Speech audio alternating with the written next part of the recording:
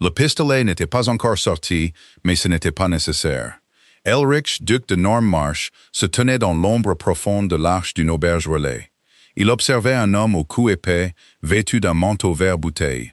L'homme plaquait une jeune femme contre le mur de la cour. Une de ses larges mains serrait fort le poignet de la jeune femme. L'autre tapotait la crosse d'une arme à sa ceinture. C'était comme s'il décomptait pour elle les quelques secondes qu'il lui restait pour céder. « Vous allez me le donner maintenant, mademoiselle Radlow, » dit l'homme. « Ou je vous promets que vous dormirez sous une haie avant le lever de la lune, et vous en serez heureuse. » Elrich ne bougea pas. C'était une vieille habitude, et une habitude utile. Cette immobilité que les autres hommes prenaient pour de l'indifférence.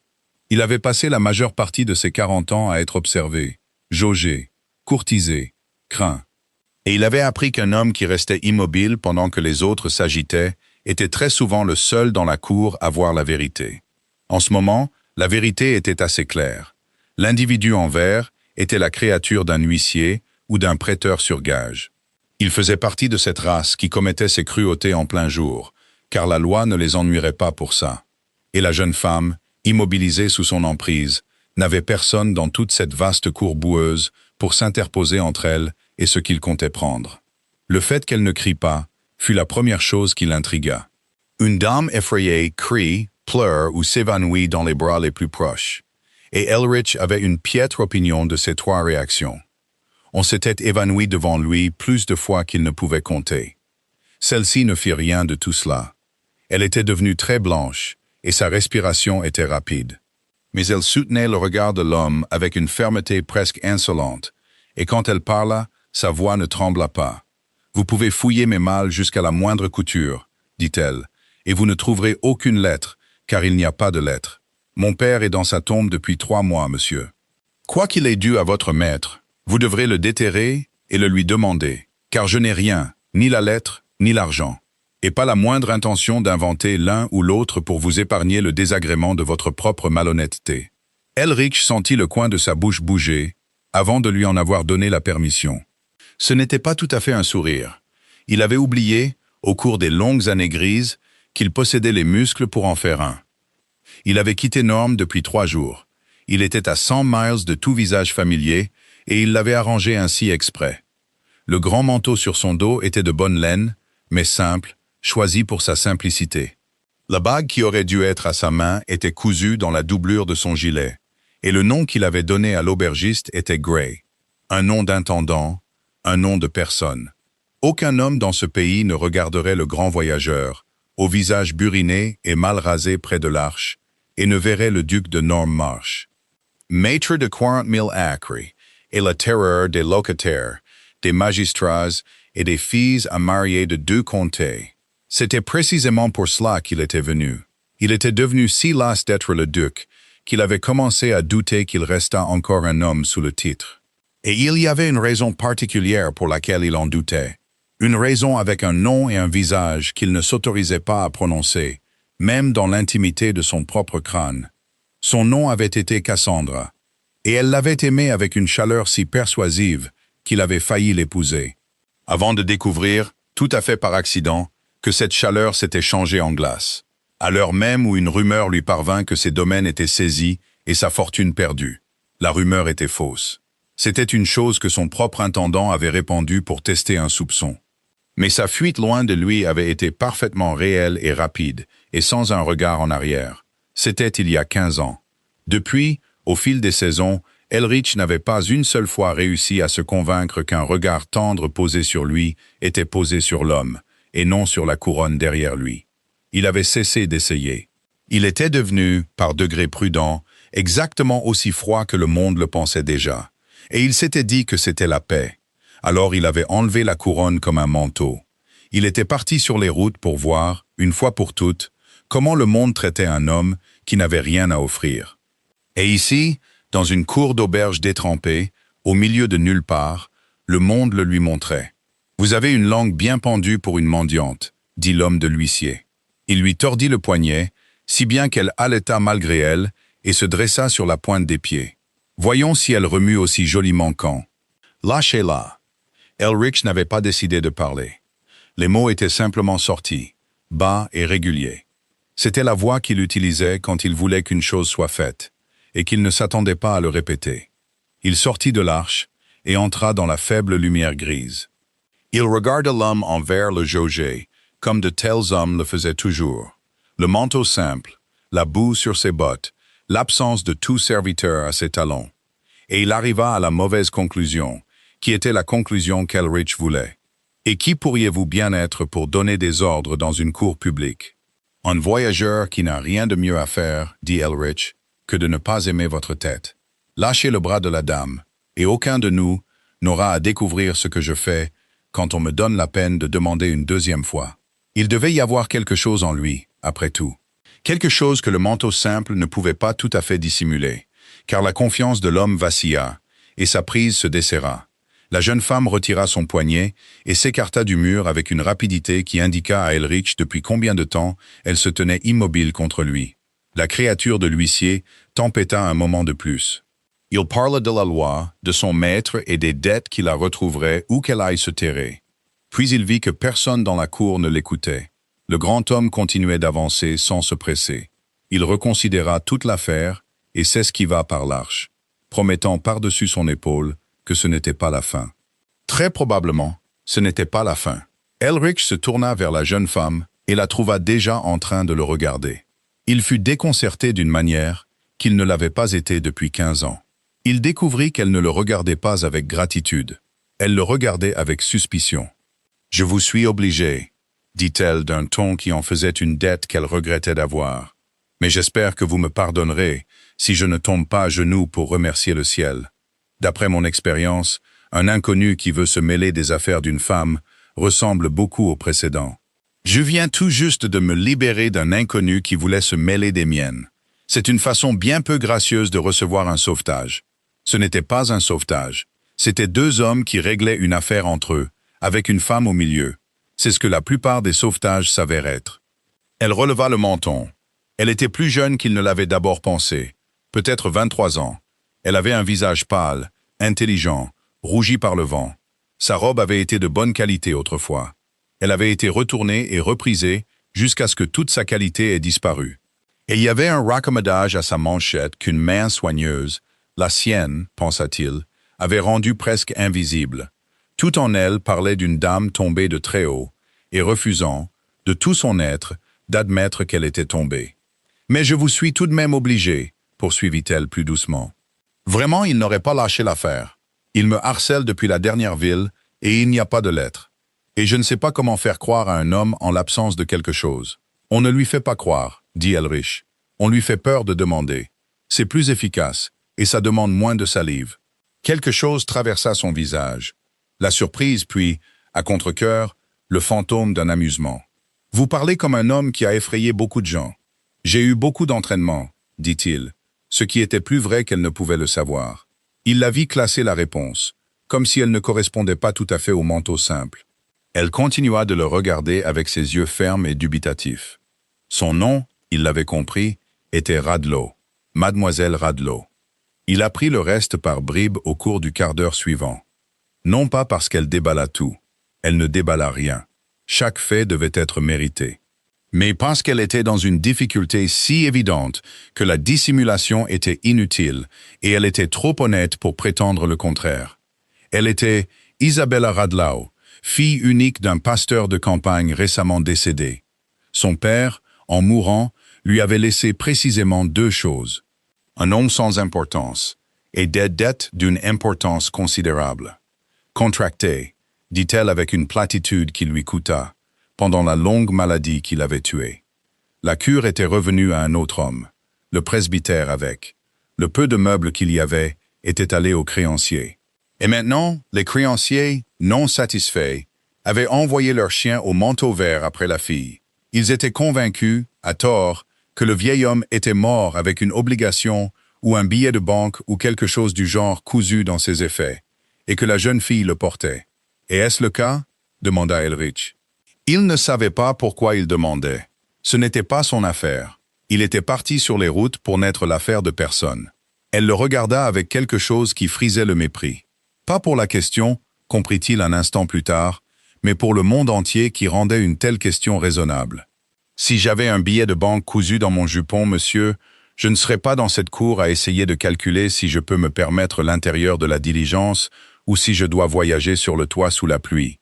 J'ai 4 livres et quelques shillings, ce qui est tout ce que je possède sur cette terre. Et je vais à Marin Cross où une dame que je n'ai jamais rencontrée m'a offert une place de dame de compagnie pour sa mère. C'était la seule lettre que j'ai écrite qui a reçu une réponse aimable. C'est 40 miles de mauvaise route. Et cet homme, ou un autre comme lui, sera sur cette route. Et j'ai 4 livres et pas plus de bon sens que d'avoir raconté tout cela à un inconnu dans un manteau que je ne connais pas. Elle s'arrêta et la couleur monta à ses joues. Elle serra les lèvres comme pour fermer la porte trop tard. Marin Cross.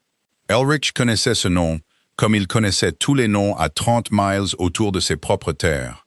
La route pour y aller passait par les abords du domaine de Norm, devant des bosquets où il avait chassé dans sa jeunesse. Il avait eu l'intention de prendre cette route lui-même.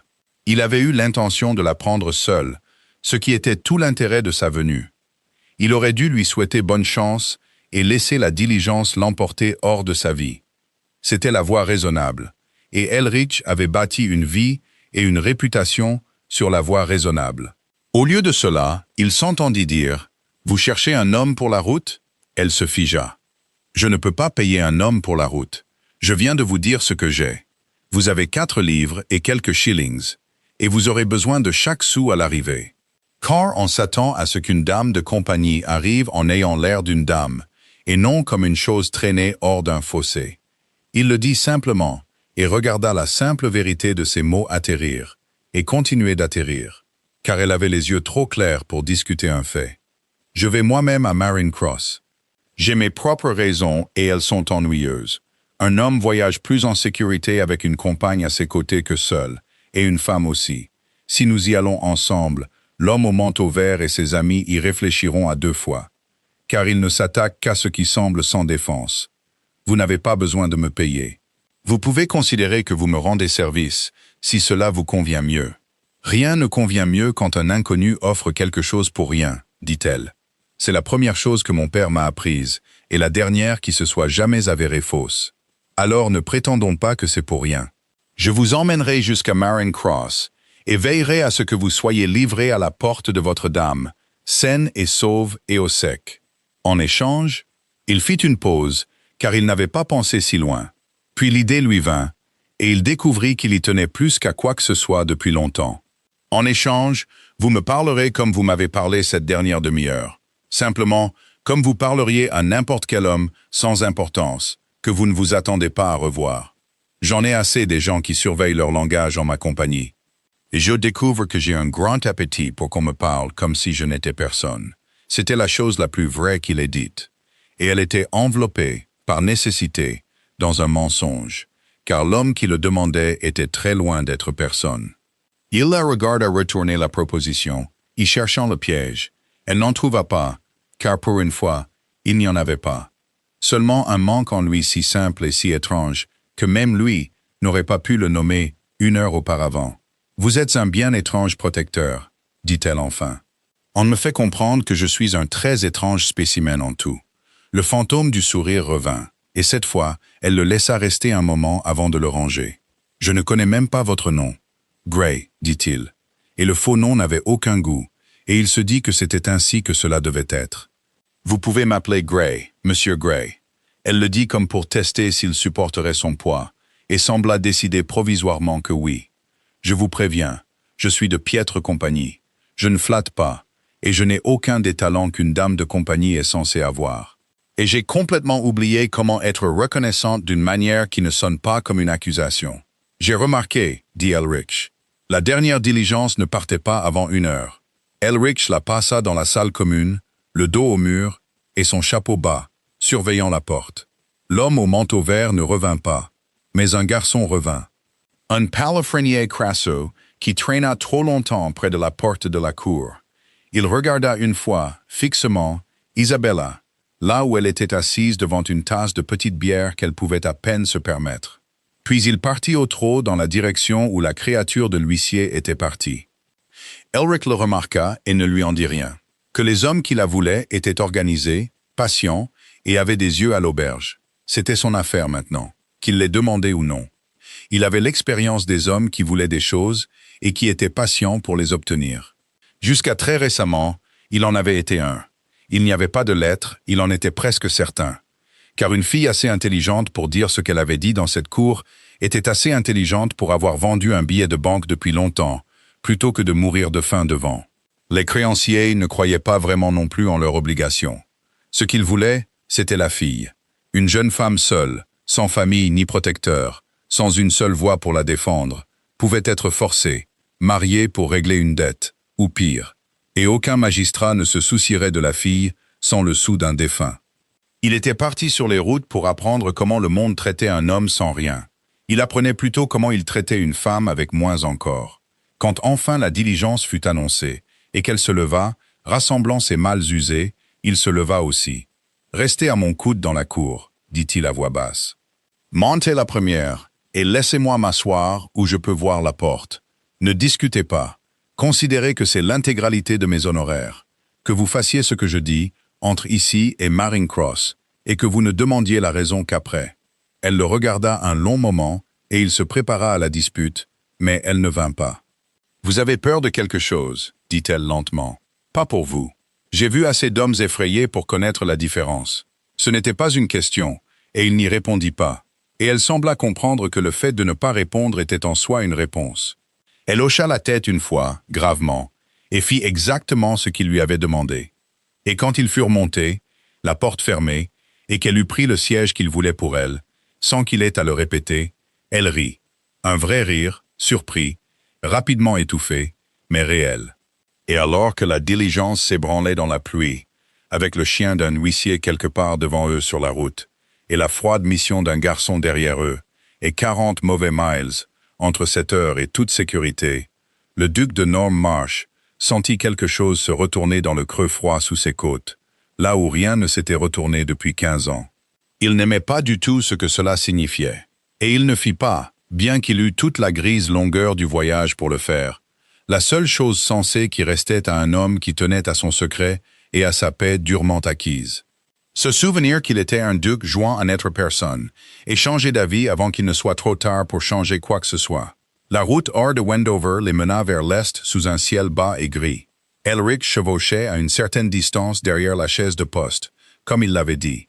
Vigilant, sans hâte, un homme simple sur un cheval bai ordinaire, la boue s'épaississant déjà sur ses bottes. C'était une posture qu'il avait tenue 100 fois dans sa vie, mais jamais dans le manteau d'un autre homme, et jamais pour un salaire. 4 shillings par semaine et le couvert.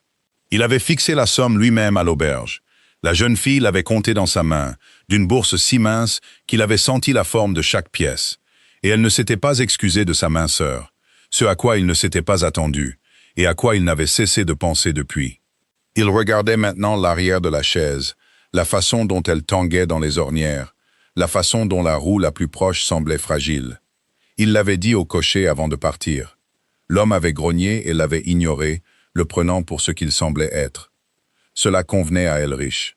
C'était tout le but de son manteau grossier et de sa barbe de 2 jours. Un duc ne voyait rien de vrai.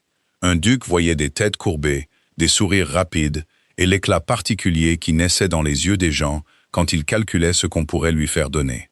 Il avait appris à reconnaître cet éclat jeune et l'avait réappris plus durement à 30 ans. D'une femme à la bouche magnifique qui avait pleuré très joliment quand le règlement s'était avéré plus petit que ce que sa mère lui avait promis. Depuis, il se fiait au témoignage de ses propres yeux plus qu'à toute parole dite en face.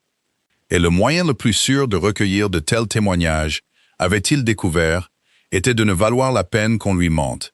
Il n'était donc personne, et il chevauchait derrière, et il observait. Et à la 2e heure, il avait recueilli bien plus que ce à quoi il s'attendait. La chaise s'arrêta à un gué en crue, où l'eau coulait brune sur les pierres. Pendant que le cocher jurait après les chevaux, Elrich descendit de cheval et s'avança pour tester la traversée à pied. La jeune fille passa la tête par la fenêtre. Mademoiselle Radlow. L'aubergiste l'avait appelée Mademoiselle Isabella Radlow. Elle se rendait chez son cousin à Haramare, voyageant avec une bourse de shillings et 100 femmes de chambre. Ce qui lui disait presque tout de sa situation sans qu'un mot n'ait été prononcé. « Est-ce possible ?» demanda-t-elle, sans crainte, mais en considérant la situation. « Ce le sera dans 1 heure si la pluie cesse, dit Elrich. Plutôt si je mène les chevaux par la tête, et si un essieu mouillé ne vous dérange pas. J'ai déjà été mouillé, Elrich, dit-elle. Et il y avait la plus petite chaleur au bord de ces mots. Pas de la coquetterie, seulement une sorte de bonne humeur simple à ses propres dépens. Et il se rendit compte qu'il avait tourné son visage vers l'eau pour qu'elle ne le voie pas réagir. Ils firent traverser les chevaux. Il prit les meneurs par la têtière, mit son épaule sur le flanc droit et les fit passer pierre par pierre, le froid grimpant le long de ses jambes. Quand la chaise se libéra sur la rive opposée, il leva les yeux et la trouva déjà descendue de la voiture, du côté le plus proche. Son ourlet ramassé dans un point, elle traversait à gué à sa suite, ses bottes à la main, comme si c'était la chose la plus ordinaire au monde pour une dame. « Vous n'auriez pas dû faire ça, » dit-il. « Vous allez prendre froid.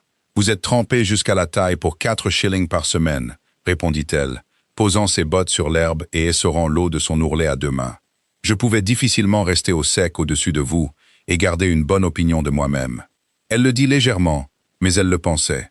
Il vit qu'elle était descendue parce qu'elle aurait eu honte de ne pas le faire. Il avait connu de grandes dames qui auraient regardé un homme se noyer plutôt que de froisser un gant.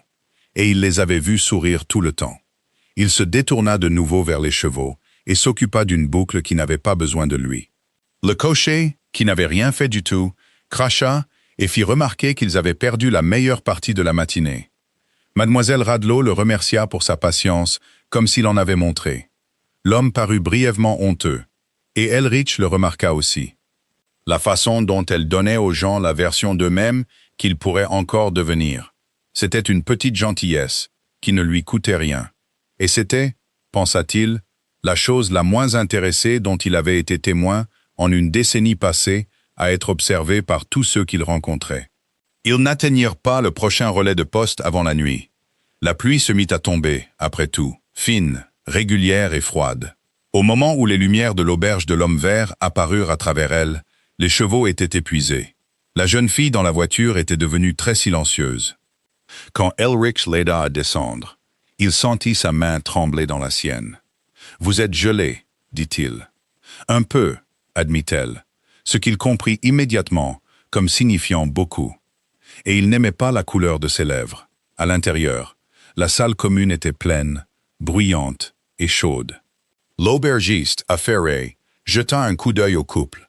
Le simple garde et la jeune fille à la pelisse reprisée. Elle annonça un prix pour une chambre qui était du vol, et elle le savait. Mademoiselle Radlow ouvrit sa mince bourse sans ciller et commença à compter. Elrich avait, dans la doublure de son propre manteau, cousu pour la route, assez de billets de banque pour acheter l'Homme Vert 2 fois, et le village où il se trouvait. Il avait assez d'argent pour faire jeter l'aubergiste dehors sous la pluie, pour son insolence, et ne plus jamais penser à elle. 3 jours auparavant, dans sa propre bibliothèque, il avait signé un papier, disposant d'une somme qui aurait maintenu Isabella Radlow dans la soie jusqu'à la fin de sa vie. Et il se tenait maintenant, les mains le long du corps, la regardant poser des pièces qu'elle ne pouvait manifestement pas se permettre pour une chambre au-dessus d'une écurie. Parce que le garde Elrich avait 4 shillings par semaine et aucun moyen de faire autrement, et fouiller dans son manteau serait la fin. À cet instant, la seule heure honnête qu'il avait passée depuis des années, il fit la seule chose qui lui restait. Il se pencha vers l'aubergiste et dit, à voix basse et régulière, d'une voix qui n'était pas tout à fait celle du garde, « La dame vient de loin et a pris froid à votre gué, que votre paroisse n'entretient pas.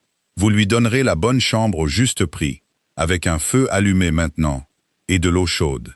Et vous le ferez parce que c'est ce que fait une maison décente, et parce que je vous le demande poliment. » Il n'éleva pas le ton. Il n'en avait jamais eu besoin. Quelque chose dans le pli de sa mâchoire, une vieille habitude de s'attendre à être obéi, dut transparaître à travers le manteau grossier. Car la bouche de la femme s'ouvrit et se ferma. Elle annonça un prix inférieur de moitié au premier, et alla elle-même voir si le feu était allumé. Quand il se redressa, mademoiselle Radlow le regardait. « C'était bien joué, dit-elle lentement. Vous avez une façon de parler qui l'a fait obéir. Les aubergistes respectent un visage dur, dit-il. C'est l'essentiel du travail d'un garde. Ce n'était pas votre visage. » Elle l'étudiait encore, la tête un peu penchée, ses cheveux mouillés se détachant sur sa tempe. Et un instant, il pensa, avec un mélange d'alarme et d'un étrange espoir bondissant, qu'elle allait dire le reste. Qu'elle allait poser la question directement, mais elle dit seulement « Merci », et elle le pensait. Elle alla vers le feu, et il resta dans le bruit de la salle commune, le cœur battant comme un tambour, se maudissant d'être un imbécile. Il y avait d'ailleurs une raison de rester sur le banc. 2 hommes étaient entrés, fuyant la pluie, 1 heure après eux. Ils avaient pris le coin sombre de la salle commune. Elrich les avait remarqués immédiatement, avec la partie vieille, froide et professionnelle de lui-même, qui ne dormait jamais vraiment. Leurs bottes étaient trop belles pour leurs manteaux. Leurs yeux allaient trop souvent et trop nonchalamment vers l'escalier. Leurs têtes étaient penchées l'une vers l'autre, au-dessus d'une boisson qu'ils ne touchaient pas. Ils connaissaient ce regard. Des hommes étaient payés pour porter ce regard. Et les hommes qui les payaient ne payaient pas pour rien. Qu'ils veuillent sa mince bourse, ou la petite affaire d'une fille sans dot, qui valait plus pour quelqu'un disparu qu'il n'y paraissait. Il ne pouvait pas encore le dire. Mais il se leva une fois, facilement, et traversa la pièce jusqu'au feu près de leur table pour allumer une bougie dont il n'avait pas besoin. Il se tint un instant au-dessus d'eux, son large dos tourné à la pièce, et son visage là où seuls eux pouvaient le voir. Et il ne dit rien du tout. C'était suffisant. Quand il se détourna, il comptait leur monnaie. Et au moment où la salle commune se vida, ils étaient sortis sous la pluie et n'étaient pas revenus. Il avait déjà fait de telles choses, en son propre nom, avec 20 hommes armés à son service. Il trouvait étrange, et pas désagréable de le faire seul, pour 4 shillings, pour elle, et qu'elle ne sache jamais que cela avait été fait. Il prit son souper à la table commune, et dormit, ou ne dormit pas, sur un banc près des braises de la cuisine. Parce qu'un garde le ferait, et parce que cela le plaçait sous l'escalier qu'elle devrait emprunter le matin. 2 fois dans la nuit, il l'entendit tousser à travers les planches au-dessus. Et chaque fois, il fut sur pied avant d'avoir décidé de se lever. Et chaque fois, il se força à se rasseoir. Il n'était pas son médecin. Il n'était pas son ami. Il était un mensonge dans un manteau couvert de boue, qui avait quitté ses propres portes sur un caprice oisif et amer, pour voir comment le monde traitait une femme sans personne pour la protéger. Et le monde la traitait précisément comme il savait qu'il le ferait. Et il découvrit qu'il ne pouvait pas supporter de le voir, et ne pouvait pas détourner le regard. Le matin vint, clair et gelé. Elle descendit, pâle mais plus stable, la fièvre tombée. Elle le trouva dans la cour, déjà en train de sceller. « Vous avez surveillé l'escalier toute la nuit, » dit-elle. Ce n'était pas une question. La servante me l'a dit. Elle a dit que l'homme sinistre sur le banc ne voulait pas en bouger. Le banc était chaud. Il dit que non. Elle enfila lentement ses gants, le regardant par-dessus. Vous êtes un piètre menteur, Elrich. Pour un homme de votre métier, je pense que vous devez être très mauvais ou très peu entraîné. Et elle lui sourit, sans malice, totalement inconsciente qu'elle venait de poser son petit pied directement sur le sol enfoui de son être. Ed Elric se pencha vers la sangle de la selle et la serra d'un trou de trop, si bien que le cheval bai grogna. Il dut la desserrer à nouveau, avec des mains qui n'étaient pas tout à fait stables. Ils continuèrent. La campagne s'ouvrit, haies et chaume, et la dentelle noire des arbres d'hiver. Comme le cocher maintenait la chaise lente sur le givre, Elric s'approcha de la fenêtre pour la première fois, assez près pour parler, et ils parlèrent. Il n'en avait pas eu l'intention. Un garde ne converse pas avec sa protégée. Mais elle lui posa des questions. Pas les questions que les gens posaient au duc de Normmarsh. Pas ce qu'il possédait, ni qui il connaissait, ni ce qu'il pourrait faire pour eux. Mais où il avait appris à lire un guet, et si le cheval bai était le sien. Et s'il avait des gens quelque part qui s'inquiétaient qu'il soit sur la route à la Saint-Martin, avec le froid qui arrivait. Personne qui s'inquiète, dit-il, ce qui était la chose la plus vraie qu'il lui ait dite, et la plus solitaire. Et il n'entendit comment cela sonnait qu'après que ce fut sorti. Il avait une maison de 300 pièces, et un nom qui ouvrait toutes les portes du comté. Et pas une seule âme dans tout cela qui aurait veillé une nuit près d'un foyer froid pour sa fièvre. Il avait cru jusqu'à très récemment qu'il préférait qu'il en soit ainsi.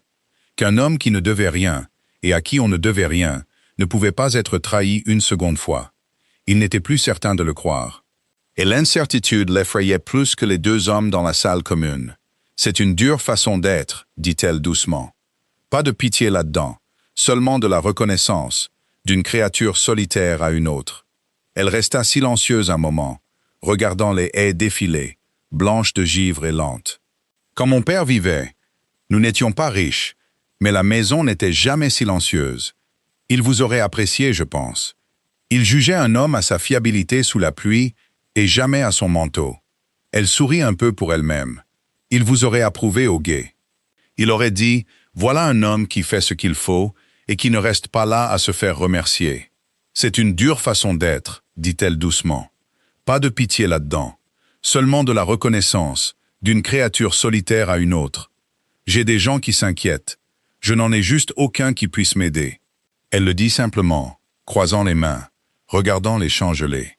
Et puis, parce qu'il n'était qu'un garde et qu'il était sûr de lui dire, elle lui en raconta un peu. Le père mort depuis 3 ans, le petit domaine de Thistlewood, passé à l'homme qui détenait les hypothèques. Le cousin Haramar qui lui avait écrit pour lui offrir un foyer, ce que tout le monde comprenait comme une place de dame de compagnie pour sa femme, sans l'indignité d'un salaire ni la dignité d'un choix. Sa femme, dit Elric, ce doit être Madame Norco. Vous connaissez la maison. Je connais le nom. Il le connaissait très bien. Millicent Norco, qui avait été Millicent Van, s'était assise à sa propre table, il n'y avait pas 18 mois. Elle avait dit, en riant d'une jeune fille absente, que la charité c'est bien beau, mais on se lasse des visages ordinaires au petit déjeuner.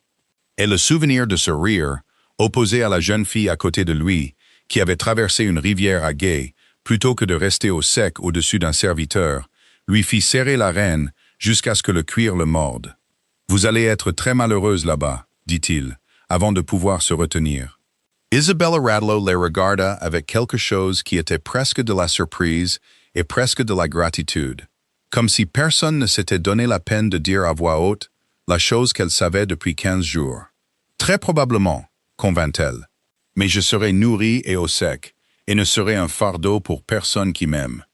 Et il y a des destins pires qu'un accueil froid, Elrich. Beaucoup de pires. Je les ai comptés récemment. » Elle releva le menton, et la lumière du givre était pleine sur son visage. Il n'y avait aucun apitoiement sur soi, nulle part. Seulement un courage constant et sans ostentation qu'il pensa être la plus belle chose qu'on l'ait jamais fait regarder. J'ai l'intention d'être utile et silencieuse, et de ne donner à Madame Norco aucune raison. On apprend à être petite. C'est une compétence comme une autre. Vous n'êtes pas petite, dit-il. Les mots sortirent de sa bouche, rudes et bas, et bien trop sincères. Et il les vit atterrir, vit ses lèvres s'entr'ouvrir, vit la couleur monter à sa joue, qui n'était pas la fièvre. Et pendant un long moment sur la route gelée, aucun d'eux ne dit rien du tout. Et toute la distance entre un duc et un homme à gages et une fille sans dot lui sembla une chose faite de papier qu'il pourrait déchirer d'une seule main, s'il osait seulement. Il n'osa pas. Il reporta son regard sur la route. « Faites attention à la roue sur ce prochain tronçon » dit-il au cocher de la voie plate du garde. Et le moment se referma comme de l'eau sur une pierre, mais il ne se referma pas en lui. Ils entrèrent dans la longue avenue d'Aramar au crépuscule, avec les grandes fenêtres illuminées de la maison, jaunes à travers les ormes. Un palefrenier accourut, et un majordome. Et derrière eux, dans l'embrasure de la porte, une silhouette élancée en soie pâle, qui ne pouvait être que Millicent Norco. Elrich recula son cheval dans l'ombre des arbres, là où un garde devait être. Il regarda Isabella Radlow rassembler son courage usé autour d'elle comme un manteau et monter les marches pour être inspecté. Il regarda le regard de Madame Norco parcourir la police reprisée et les bottes encore marquées par le guet. Il regarda le sourire qui ne les atteignait pas. Il regarda Isabella faire la révérence, juste assez bas et pas un pouce de plus, et dire quelque chose qu'il ne put entendre. Et il vit la femme du cousin rire du petit rire cruel dont il se souvenait à sa propre table. Et Elrich, duc de Normmarsh, qui était parti sur les routes pour se prouver qu'aucun cœur honnête ne survivait au monde, resta assis sur son cheval, fatigué dans le froid, au-delà de la lumière des lampes. Et il comprit, avec un calme qui était presque de la peur, qu'il avait prouvé le contraire, et qu'il ne pourrait pas s'en éloigner à cheval. Il s'était engagé à la voir en sécurité jusqu'à Haramare. Il avait atteint Haramare. Il n'y avait plus rien dans le marché pour le retenir. Il dit au palefrenier qu'il s'occuperait de son propre cheval, et il resta. La voiture atteignit Wexhold Hall 1 heure avant le crépuscule. Elrich l'aida à descendre du marchepied comme un homme à gage devait le faire. Ses yeux étaient baissés, son manteau de laine simple était devenu gris au poignet. Il avait choisi le manteau lui-même. Il avait tout choisi, le nom d'emprunt de Monsieur Gray, la manière effacée, la posture délibérément voûtée qui lui enlevait 3 pouces d'une taille dont les hommes se souvenaient habituellement. Et il s'était dit, tout au long de la route depuis l'auberge Relais, que ce choix avait été une question de devoir. Un homme souhaitant savoir si les routes autour de Harland étaient vraiment dangereuses n'apprenait rien derrière une couronne. Chaque aubergiste s'inclinait trop bas pour dire la vérité à un duc. Il avait donc enlevé la vérité de lui-même, comme un autre homme pourrait enlever un manteau mouillé, et il était parti voir. C'était l'histoire qu'il avait portée pendant 15 jours, se tenant maintenant avec sa main gantée dans la sienne, sentant comment elle tremblait très légèrement, et comment elle voulait que le tremblement cesse. Il sut que l'histoire était ce qu'elle était. Il n'était pas venu à Wexhold pour étudier les routes. Il était venu parce qu'elle était montée dans une diligence commune avec une femme de chambre effrayée et une cassette de papier qu'elle gardait comme une chose vivante. Et elle avait parlé au simple garde engagé pour la voir en sécurité, comme s'il était une personne et non un mur. Personne ne parlait à Elric. Il parlait à Norm Marsh, aux 40 000 livres par an et aux 700 ans d'histoire. Et il avait appris il y a longtemps à entendre la cupidité couler sous chaque mot doux, comme de l'eau sous la glace. Une fois, il ne l'avait pas entendu. Une fois, à 23 ans, il avait laissé une belle femme le nommer son cœur tout entier.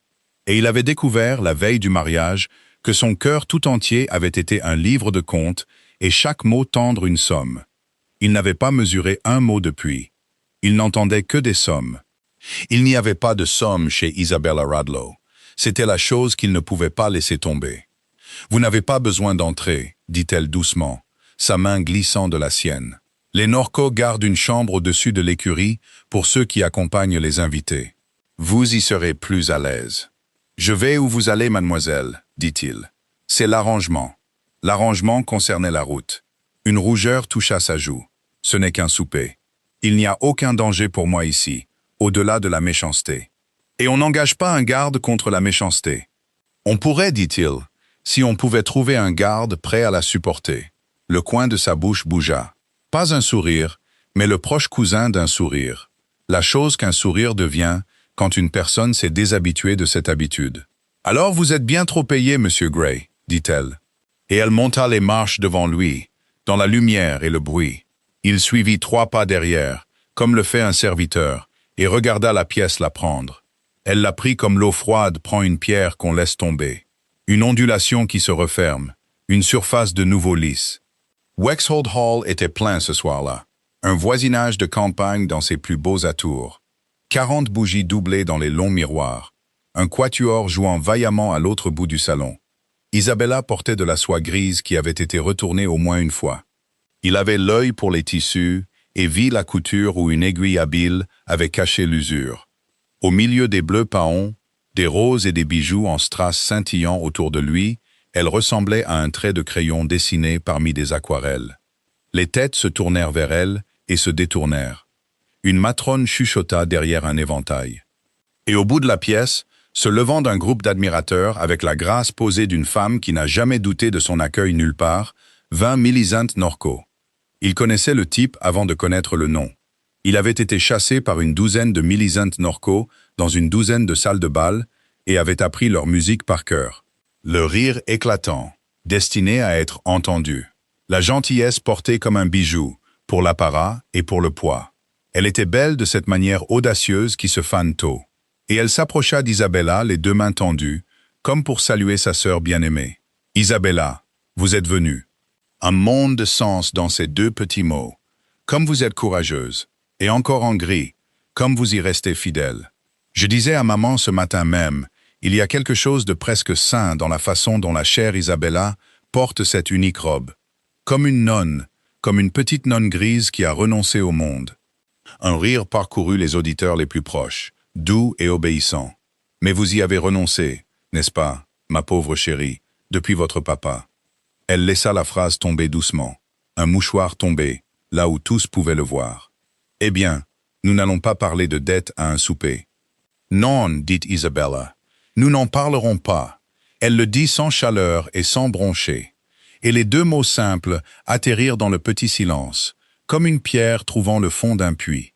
C'était la perfection de la chose qui le frappa. Elle ne donnait à la cruauté aucune prise, aucun tremblement pour s'en nourrir, aucune protestation à déformer. Une femme de moindre trempe aurait pleuré, ou rougi, ou répondu sèchement, et aurait donné à la pièce la scène dont elle avait faim. Isabella se contenta d'accepter tranquillement qu'il ne parlerait pas de dette.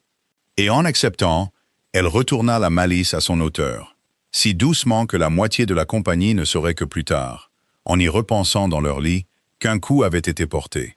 Le sourire de Millicent tint bon, mais quelque chose derrière dut travailler pour le maintenir. Elric, immobile contre le mur avec les autres serviteurs, sentit une chose inconnue bouger dans sa poitrine, une envie de rire, et sous le rire, une chaleur qui n'était pas du tout de l'amusement. Milise se reprit, comme de telles femmes se reprennent toujours, en montant plus haut. « Bien sûr, nous sommes tous si friands d'Isabella, » dit-elle à la pièce, entraînant la compagnie dans sa performance. « C'est seulement qu'on s'inquiète. Une jeune femme toute seule, sans fortune, sans père pour parler pour elle, voyageant à travers le comté, avec... » Son regard trouva Elric et glissa sur lui, cataloguant le manteau gris, les yeux baissés, l'allure de Monsieur Gray, et l'écartant comme on écarte une chaise, avec un homme à gage des routes pour compagnie. « Les gens parleront, ma très chère. Les gens parlent. Je vous défends, bien sûr. Je dis toujours qu'Isabella n'a plus rien à perdre que sa bonne réputation. Alors naturellement, elle la garde. » Elle se retourna, toute douceur. « C'est une plaisanterie, ma chérie. Vous pouvez rire. »« Je trouve, dit Isabella, que je garde mon rire pour les choses qui sont amusantes. C'est une petite économie, mais je me suis attaché à mes économies. » Quelqu'un dans la foule fit un bruit, rapidement transformé en tout. La couleur monta aux joues de Millicent. Et Elric, qui avait commandé des régiments de sa propre humeur pendant 15 ans, et ne l'avait jamais laissé s'échapper en compagnie, découvrit qu'il avait quitté le mur. Il n'avait pas décidé de le faire. C'était la partie étonnante, la partie qu'il retournerait dans son esprit pendant des nuits.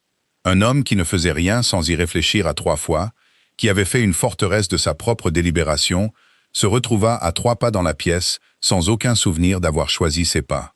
Il s'arrêta à l'épaule d'Isabella, à une distance de serviteur, et lança sa voix, basse, rude et simple comme celle de la campagne. « Pardonnez-moi, mademoiselle. » Il ne regarda pas Millicent Norco. Il regarda Isabella, et il laissa sa voix porter juste assez loin. « L'homme d'affaires de votre père envoie un mot. Les papiers requièrent votre signature avant le matin. Je ne voudrais pas que vous l'oubliez dans le plaisir de la soirée. » Une pause attendit, pointée comme un pistolet, bien que son visage restât impassible. Le domaine de Marlowe ne va pas se signer tout seul, et il y en a qui seraient bien contents qu'il ne soit pas signé. C'était à moitié un mensonge et à moitié un bouclier. Il n'y avait pas de papier attendant sa signature ce soir-là. Mais il y avait un domaine à Marlowe. Il avait vu les titres dans sa cassette, avait deviné l'ensemble de ses ennuis d'après les sceaux et les lettres de l'avocat. Et le mot « domaine », prononcé clairement devant 40 de ses voisins, fit précisément ce qu'il voulait. Il rappela à la pièce que la petite nonne grise n'était pas une indigente venue mendier son souper. C'était une femme propriétaire terrienne, avec une propriété qu'une main avide essayait de lui arracher. Cela déplaça le sol sous les pieds de Millicent d'1 pouce. 1 pouce suffisait. La pitié exige un objet sans défense.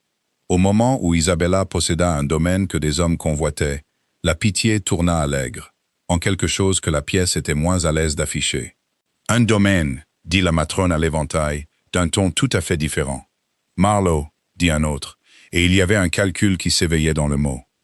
Millicent Norco regarda l'homme au manteau gris qui avait parlé sans y être invité, et pour la première fois, elle le regarda correctement.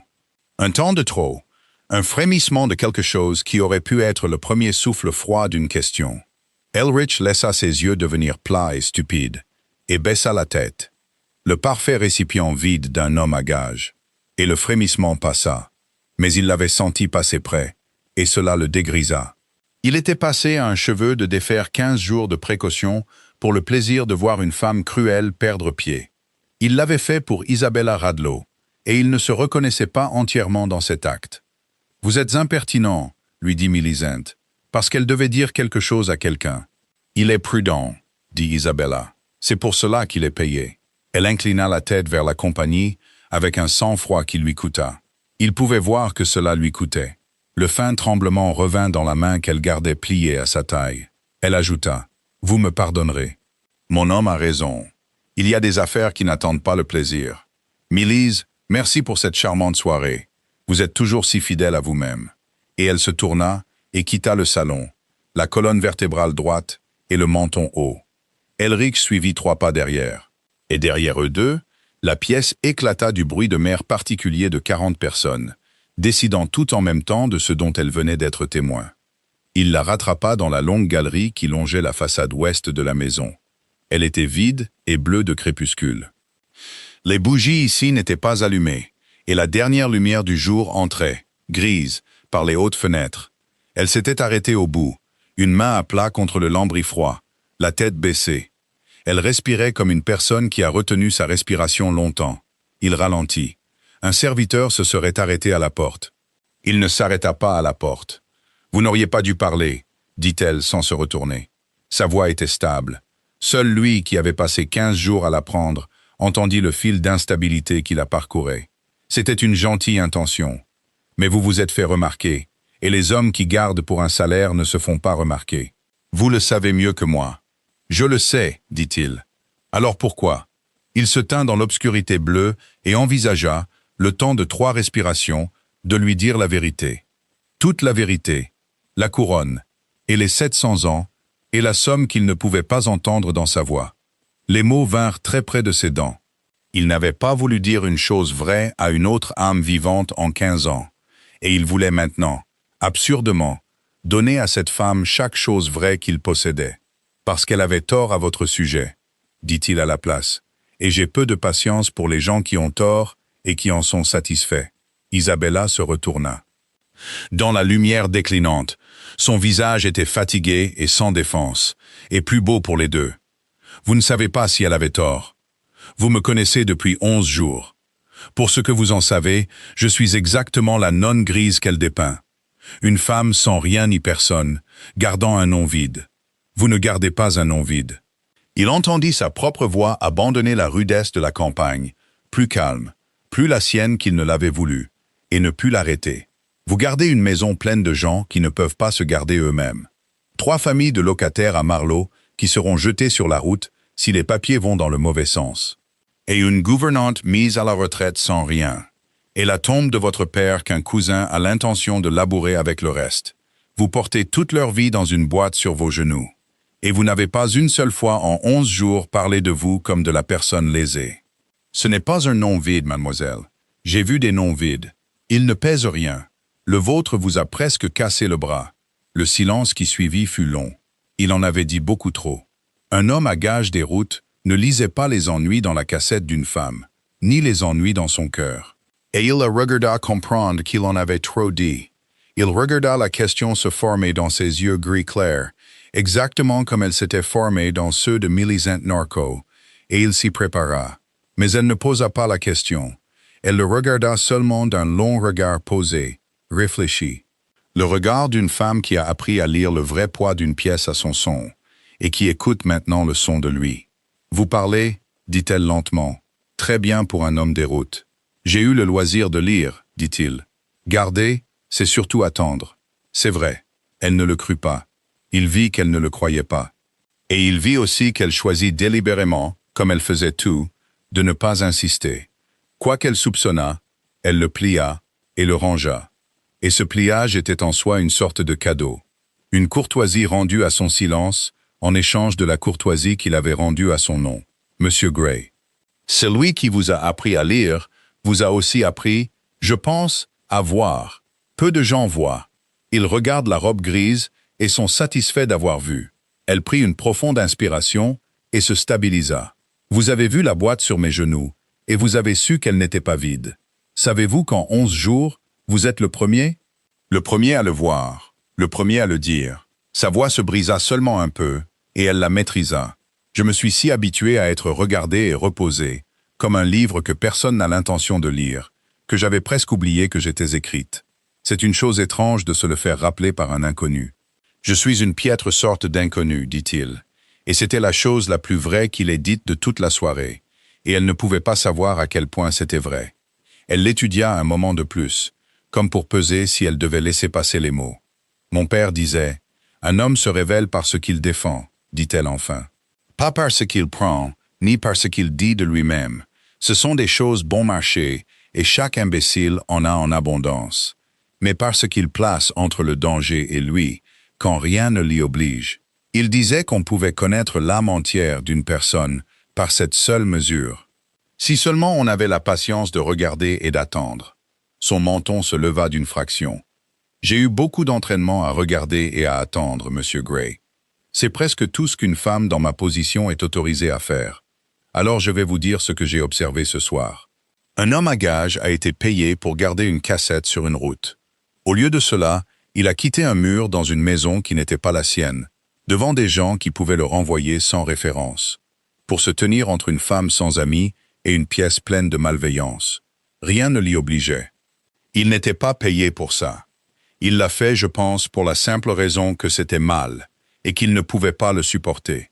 Elle laissa cela reposer entre eux. Mon père aurait fait grand cas d'un tel homme. Elle sourit presque de nouveau. Le vrai cette fois. Celui qu'on ne lui avait pas encore donné. Il faillit venir, et le désir de ce sourire le traversa comme de l'eau froide et du feu à la fois. Puis une porte s'ouvrit quelque part derrière eux. La lumière des lampes se déversa, jaune, dans la galerie. Et la voix d'un serviteur annonça que la voiture de mademoiselle Radlow était prête. Et le moment se referma comme une main. « Je dois y aller, » dit-elle. Elle rassembla sa soie grise usée et passa devant lui vers la lumière. Et en passant, elle s'arrêta, une demi-respiration, pas plus, assez près pour qu'il ait pu lui prendre la main s'il avait été un autre homme que celui qu'il prétendait être. « Merci, Monsieur Gray, d'avoir vu la boîte. Et pour le domaine de Marlowe, dit, pour que tous l'entendent. Je ne pensais pas qu'un garde à gages se donnerait la peine de mener mes batailles dans un langage que ces gens comprennent. C'était très bien fait. Une pause, presque trop bien fait. Puis elle disparut dans la galerie, dans la lumière des lampes. Et Elric resta seul dans l'obscurité bleue, avec son simple manteau gris et son nom d'emprunt et la ruine des précautions de sa quinzaine. Et il comprit, avec la certitude nette d'un homme qui regarde sa propre maison prendre feu, qu'il était dans le plus grave danger qu'il ait connu en 15 ans. Et que pour la première fois depuis aussi longtemps, il n'avait pas le moindre désir de s'en protéger. Il voulait seulement suivre la lumière des lampes et continuer à lui parler. Et ce désir l'effrayait plus que n'importe quelle route, n'importe quelle menace, n'importe quel complot de cousins avides. Il ne la suivit pas. Il se força à rester immobile jusqu'à ce que le bruit des roues de la voiture se soit éteint sur le gravier. C'était la chose la plus difficile qu'il ait faite depuis des années. Et cela ne l'aida pas du tout, en fin de compte. Il aurait dû retourner au passage des serviteurs dès que la musique reprit, et que les invités se détournèrent d'elle. Retourner au poste froid, près de la porte, où un homme à gages devait être. C'était tout son métier maintenant. Être un meuble, être une ombre aux larges épaules, n'être personne qui vaille un second regard. Pourtant, Elric resta où il était, dans l'embrasure de la porte du salon. Il regarda Isabella Radlow, serrer le bord déchiré de sa manche dans son poing, comme si elle pouvait cacher les filochures par la seule volonté. Et il découvrit qu'il ne pouvait pas faire obéir ses pieds. Quelque chose dans sa poitrine s'était détaché pendant cet échange dans le couloir. Une charnière rouillée et fermée depuis des années, qui se balançait maintenant contre ses côtes. À chaque respiration, elle le surprit en train de la regarder. Il était un observateur trop aguerri pour être surpris par quiconque. Et pourtant, elle le surprit. Ses yeux gris se levant directement vers les siens, à travers la longueur de la pièce, comme si elle avait su depuis le début où il se tenait. « Vous êtes censé garder les portes, Monsieur Gray, » dit-elle en s'approchant de lui, « pas les coins. »« Un homme garde ce qu'il juge digne d'être gardé, » répondit-il. « Les portes attendront. » La couleur toucha sa joue, bien qu'elle ne détournât pas le regard, et il pensa que c'était une chose remarquable qu'une femme si récemment mise en spectacle puisse rencontrer le regard d'un homme avec une telle fermeté posée. Dans ses propres salons, ceux qu'elle ne savait pas être les siens, les femmes arrangeaient leur rougeur comme un tricheur aux cartes arrange une main. Celle d'Isabella montait, et s'estompait d'elle-même, et ne lui disait rien d'autre que la vérité. « Vous n'auriez pas dû parler pour moi, » dit-elle, plus bas maintenant. Mademoiselle Norco ne l'oubliera pas.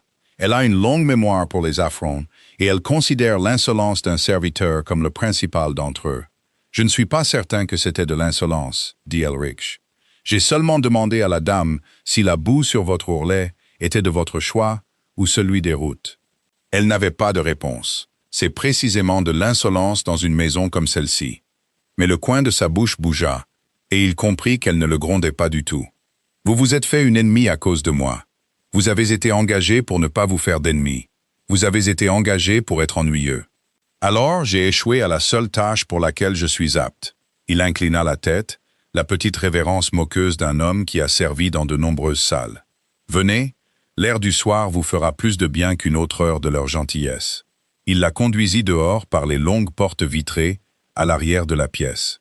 Ils passèrent devant les tables de jeu où Millicent Norco était assise, le dos très droit, distribuant les cartes à un cercle d'admirateurs, et prétendant avec beaucoup d'efforts ne pas les voir partir. La terrasse au-delà s'était vidée avec la tombée de la rosée.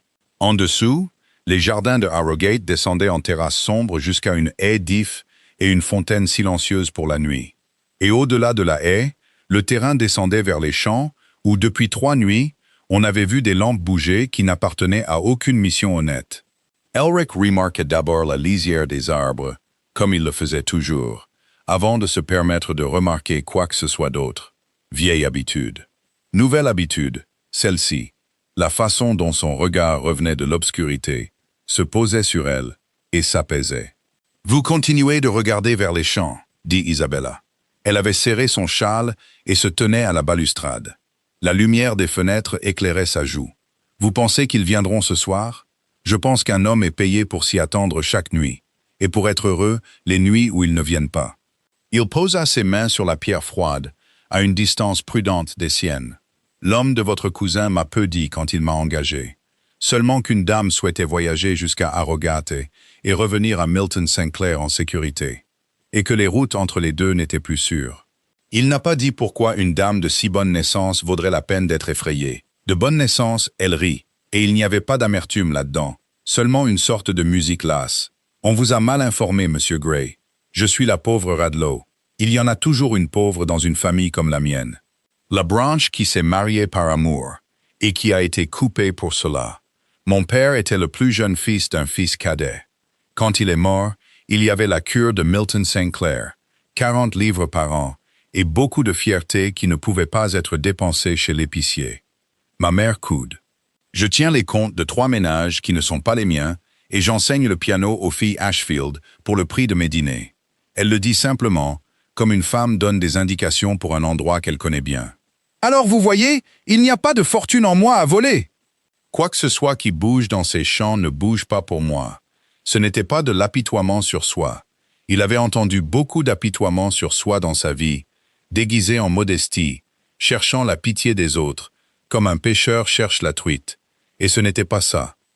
Elle exposa sa situation devant lui, comme elle aurait pu poser une main de cartes dont elle n'avait aucune raison d'avoir honte, et aucune envie de se vanter non plus.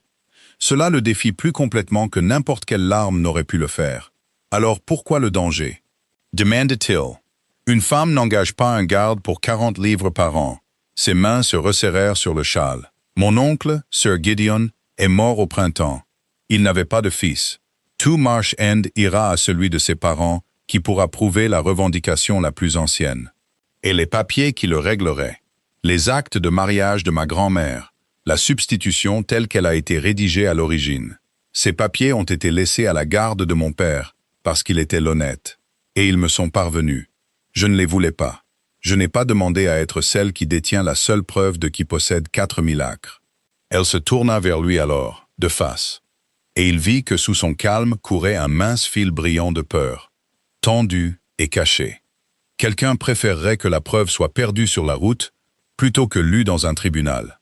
C'est tout ce que je vaux, Monsieur Gray. Pas une fortune, un paquet de vieux papiers que quelqu'un tuerait pour voir brûler. Elric resta silencieux un long moment. Il pensait, avec une clarté froide qui n'avait rien à voir avec la chaleur qui se propageait derrière ses côtes, au dos très droit de Millicent Norco à la table de jeu.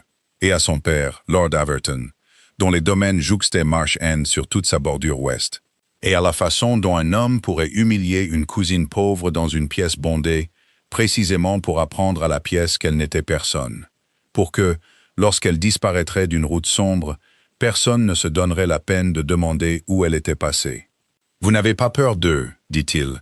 Je vous ai observé toute la soirée. Vous avez peur de la route. Je n'ai peur de rien que je puisse contrôler. » Son menton se leva. « La peur est une lampe que l'on porte dans une pièce sombre, Monsieur Gray. Elle vous montre les bords. Mais si vous restez là à la fixer, vous ne traversez jamais la pièce. Alors je ne la fixe pas. » Il la regarda, cette femme avec une manche effilochée et 40 livres par an, et le courage d'un général. Et il sentit le dernier de ses remparts de prudence céder comme de la glace sur une eau profonde. Il était venu au nord avec un manteau simple et un faux nom, parce qu'une lettre lui était parvenue. Une vieille dette, un ami de son défunt frère, une supplique pour que quelqu'un d'important veille discrètement à la sécurité de la dernière Radelau honnête. Et il avait pensé le faire comme un devoir, à distance, et repartir. Il n'avait pas pensé être défait par elle. Il s'était promis, des années auparavant, de ne plus jamais laisser une femme s'approcher assez pour vouloir autre chose de lui que l'homme. Parce que la dernière n'avait voulu que la couronne, et le lui avait dit, en riant, la nuit avant d'épouser son rival. Il avait bâti sa réserve pierre par pierre à partir de ce rire. Et maintenant, une maîtresse d'école à une balustrade faisait tomber les pierres une par une, et ne savait même pas qu'elle le faisait. « Vous traversez la pièce mieux que la plupart, dit-il, et sa voix était plus rude qu'il ne l'aurait souhaité. Mieux que beaucoup de gens que j'ai connus et qui n'ont jamais manqué de rien. » Quelque chose dans son ton l'atteignit. Elle l'étudia avec une nouvelle attention. Sa tête s'inclina, et il eut le sentiment inconfortable d'être lu par quelqu'un qui n'avait pas l'habitude d'être trompé. « Vous parlez, dit-elle lentement, très étrangement pour un homme à gages. Vous avez par 2 fois omis de m'appeler madame, alors que n'importe quel autre de votre métier se couperait plutôt la langue que de l'omettre. Et vous observez une pièce comme l'intendant de mon oncle observait un marché. Comme si vous la possédiez et que vous comptiez ce qui était à vous. » Son cœur frappa une fois. « J'ai servi dans de grandes maisons, dit-il. Un homme prend la couleur des murs contre lesquels il se tient. Elle ne le crut pas. Il vit qu'elle ne le faisait pas.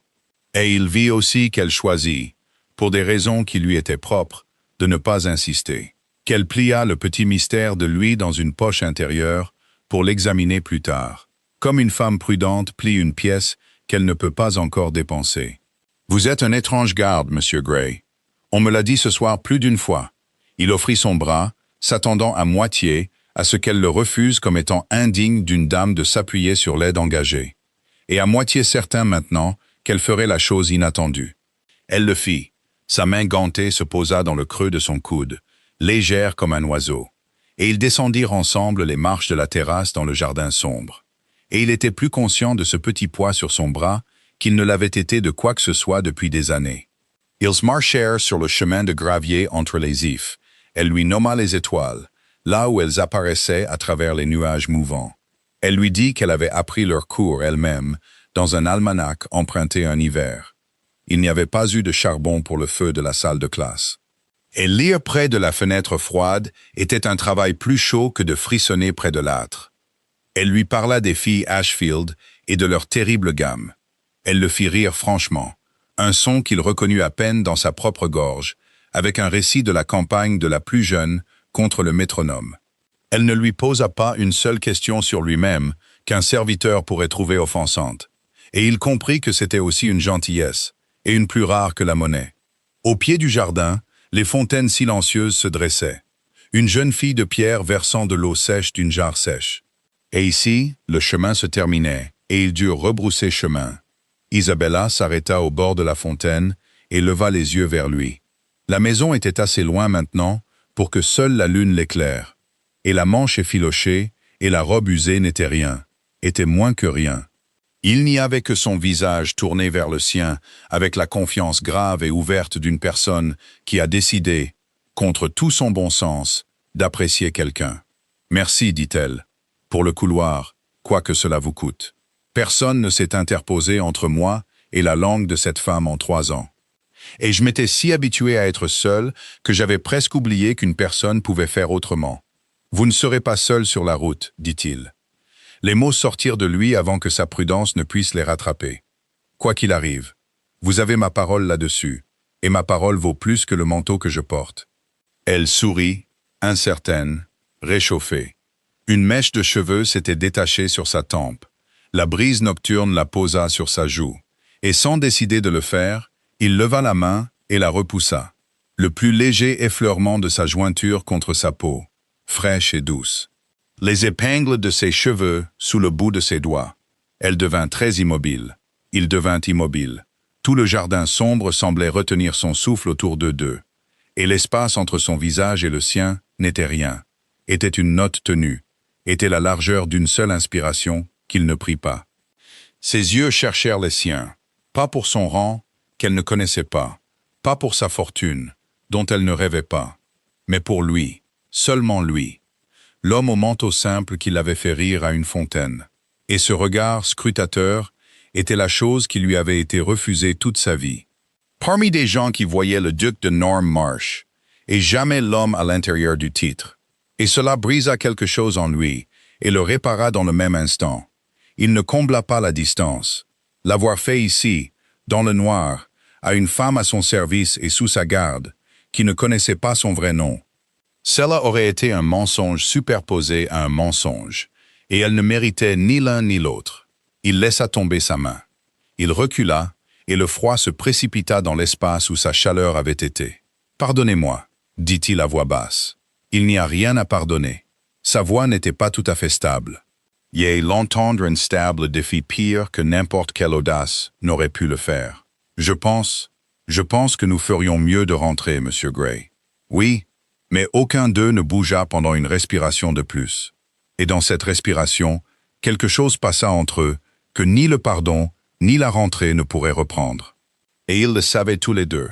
Ils avaient gravi à mi-chemin le jardin en terrasse, sa main de nouveau légère sur son bras, quand il vit la lampe. Elle était en bas, au-delà de la haie d'if, dans le champ proche où aucune lampe n'avait rien à faire. Un seul point de lumière jaune, bas sur le sol, se déplaçant avec le but posé d'un homme qui a arpenté le même terrain auparavant et a l'intention de l'arpenter à nouveau. Elrich s'arrêta et se plaça sans un mot entre Isabella et la haie. Il la sentit se raidir, alors qu'elle suivait son regard, et la vit aussi. « Ils sont en avance ce soir, murmura-t-elle. Ils sont patients, dit-il. C'est pire. » Il regarda la lumière s'arrêter à la brèche dans la haie, la brèche même qui donnait sur le sentier inférieur du jardin qu'ils avaient parcouru, il n'y avait pas un quart d'heure. Elle resta là, réfléchissant, avant de faire demi-tour et de repartir par où elle était venue, délibérée comme une horloge. Quelqu'un avait repéré le jardin. Quelqu'un avait regardé une dame s'y promener dans le noir au bras de son homme à gage et était reparti pour le rapporter. « Demain, dit Elrich, vous deviez vous rendre à Milton St. Clair pour déposer les papiers de votre oncle chez le magistrat. En a-t-on parlé ce soir à table, où n'importe qui aurait pu entendre? » Il sentit le petit choc froid la traverser. « Mademoiselle Norco me l'a demandé au souper, » dit-elle lentement.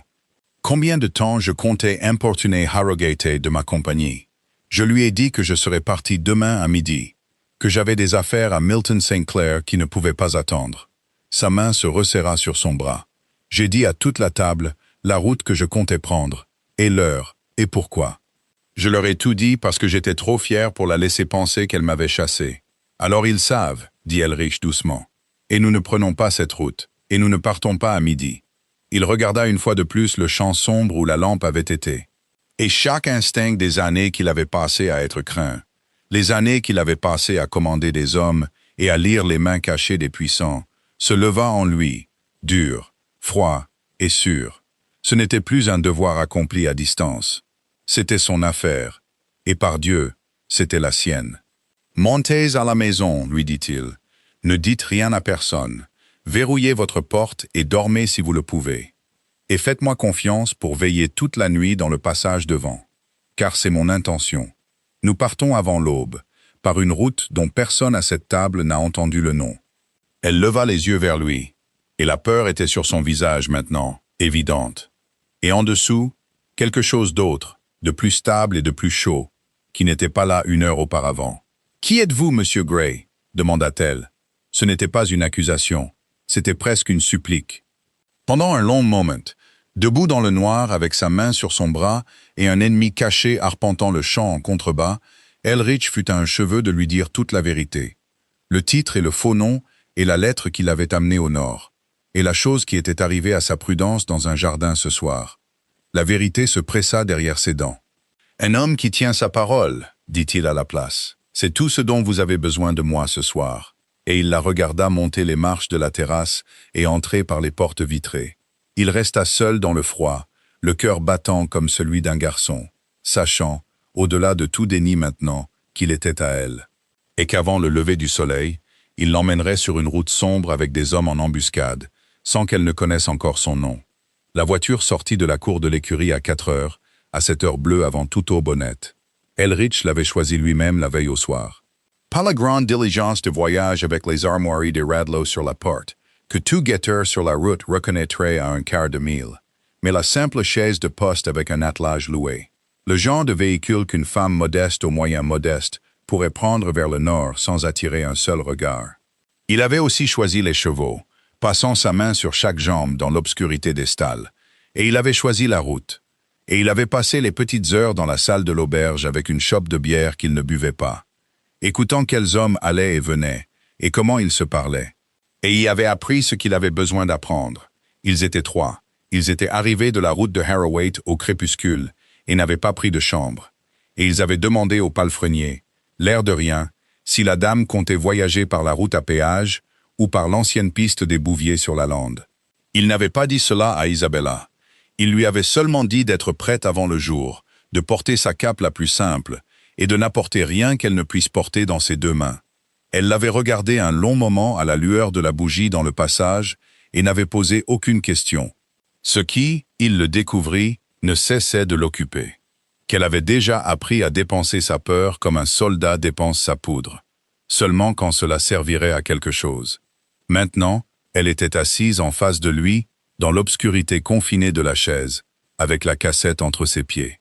La cassette qui ne contenait pas d'argent du tout, mais l'acte, les lettres et la seule déclaration sous serment qui déférait tout le plan de Millicent Norco.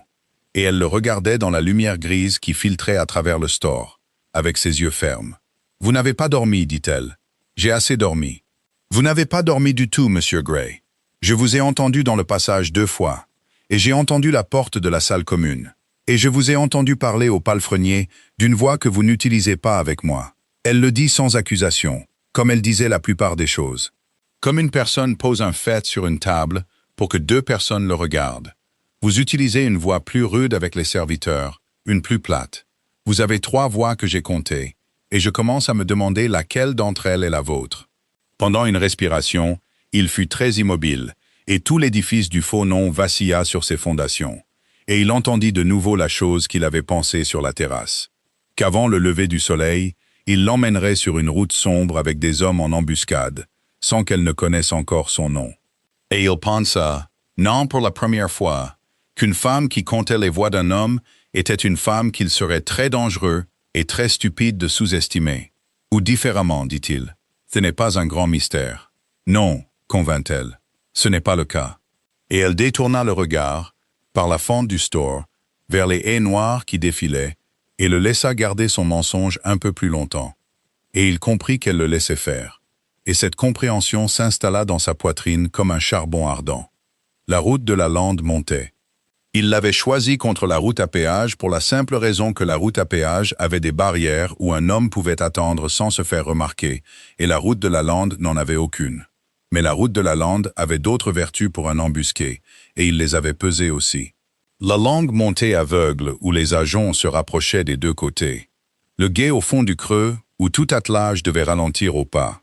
Et c'était le gué qu'il guettait maintenant, comptant les furlongs au changement de la respiration des chevaux. « Quand je vous dirai de descendre, dit-il, calme et régulier, vous descendrez sur le plancher de la voiture. Vous mettrez la boîte sous vous, et vous ne vous relèverez pas, quoi que vous entendiez, jusqu'à ce que je pose ma main sur vous et que je vous le dise. Pas si vous entendez ma voix s'élever, pas si vous l'entendez s'arrêter. Me comprenez-vous? » Elle était devenue blanche, mais elle ne haleta pas, et elle ne discuta pas. « Je vous comprends. Répétez-le.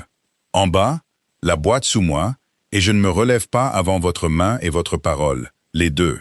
Son menton se leva. Et vous, que faites-vous? Ce pourquoi je suis payé, dit-il. Le guet surgit de l'obscurité, exactement là où il savait qu'il serait. Une lueur pâle d'eau entre des rives noires.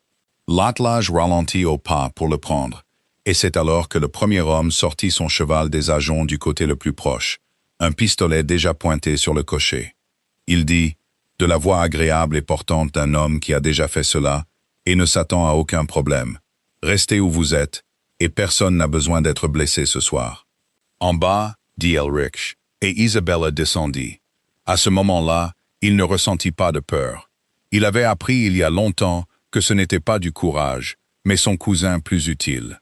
Une grande clarté froide qui s'emparait de lui à l'instant où une chose devenait simple. C'était très simple maintenant.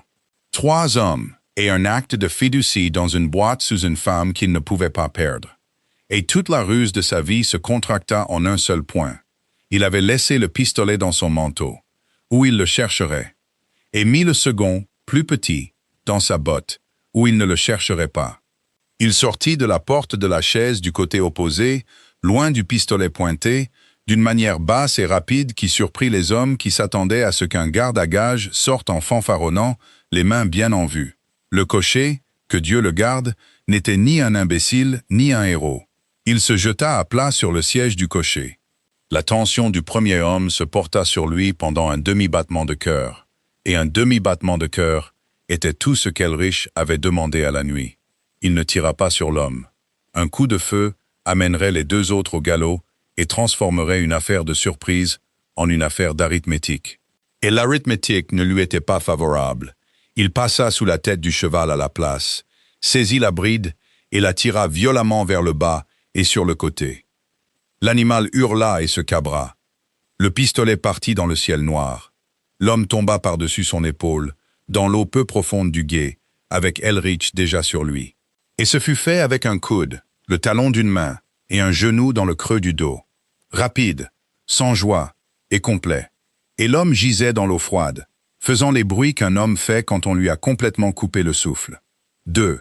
Ils vinrent comme ils savaient qu'ils le feraient, du bas de la route, éperonnant. L'un avec un coutelas sorti, l'autre avec un pistolet. Elrich s'occupa d'abord du pistolet pointé, car un pistolet était la chose qui pouvait dépasser sa propre force et tout défaire en un instant. Il se baissa le long du flanc du cheval de trait qui plongeait, utilisant sa masse. Le pistolet claqua, et la balle alla là où il avait été. Puis il eut la jambe de l'homme dans l'étrier, et il souleva. L'homme tomba du mauvais côté de son propre cheval qui s'emballait.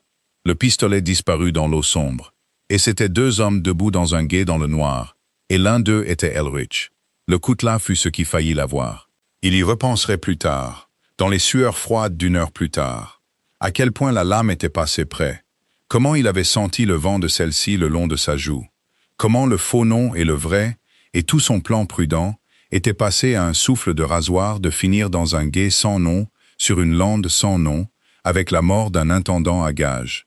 Il entra dans l'arc de la lame, parce qu'il n'y avait rien d'autre à faire que d'y entrer. Il prit l'avant-bras descendant sur ses propres bras croisés, avec un choc qui chanta jusqu'à ses dents. Et puis ce fut un travail rapproché, du pire et du plus bas genre. Le genre dont les maîtres d'escrime de son enfance n'avaient jamais rêvé.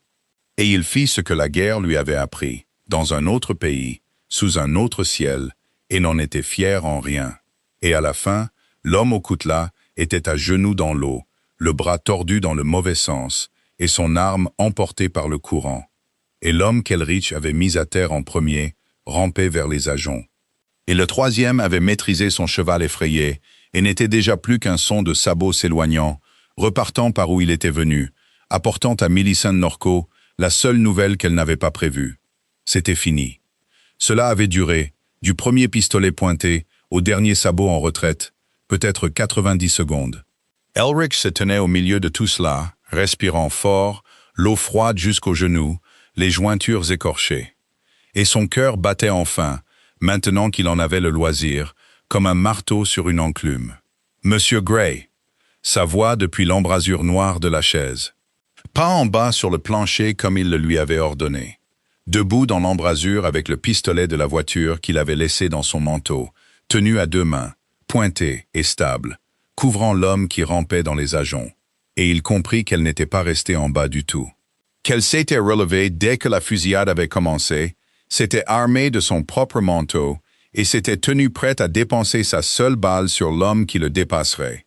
Et que si aucun ne l'avait fait, elle n'aurait jamais tiré et ne lui aurait jamais dit qu'elle avait pensé qu'elle pourrait avoir à le faire. « Je vous ai dit de rester en bas, dit-il. Vous l'avez fait. » Elle baissa le pistolet, mais ne le rangea pas. « Vous saignez. Ce n'est rien. C'est votre main. Et ce n'est pas rien.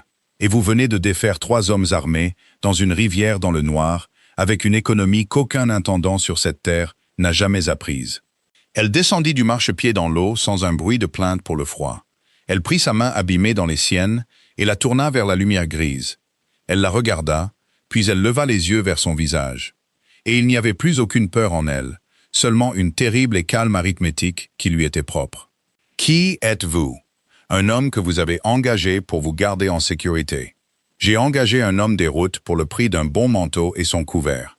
Je n'ai pas engagé ceci. » Son pouce bougea une fois sur ses jointures cassées, aussi doux que possible, en contradiction avec le niveau de sa voix. Des hommes comme celui qui s'est enfui. Des hommes qui planifient une embuscade à un gué à la seule heure où la lune est couchée. Ils ne fuient pas devant un intendant. Ils fuient devant quelque chose qu'ils reconnaissent, qu'ils n'attendaient pas et qu'ils ne peuvent pas se permettre de rencontrer. Vous l'avez effrayé, non pas parce que vous avez battu ses compagnons, mais parce qu'il vous connaissait. Je l'ai vu. Il a regardé votre visage dans l'éclair du pistolet, il est devenu blanc et il a fui. Qui êtes-vous pour qu'un bravo à la solde de Millicent Norco vous regarde et s'enfuit? Et voilà, la vérité se pressant derrière ses dents comme elle s'était pressée sur la terrasse. Le gué coulait froid autour de ses jambes, et la cassette, avec tout son salut dedans, se tenait en sécurité sur le plancher de la chaise derrière elle. Il ouvrit la bouche pour lui donner le mensonge une dernière fois. Un homme qui s'est fait des ennemis, c'est tout. Et il découvrit qu'il ne pouvait pas. Il découvrit que le faux nom, qui n'avait eu aucun goût la première nuit, avait fini par avoir un goût de cendre, et qu'il préférerait se couper la main abîmée qu'elle tenait plutôt que de dire un mensonge de plus à ce visage stable et clairvoyant. « Pas ici, dit-il, pas dans l'eau, avec un homme rampant dans les ajoncs, et le cavalier de votre ennemi portant l'alarme, vers le nord aussi vite que son cheval le peut. Laissez-moi vous sortir de cette route, et vous mettre derrière une porte verrouillée. Et je vous dirai tout ce que je suis. Je vous donne ma parole. Et quoi que vous ayez appris à douter de moi ce soir, vous n'avez jamais une seule fois trouvé ma parole fausse. Je vous dirai tout.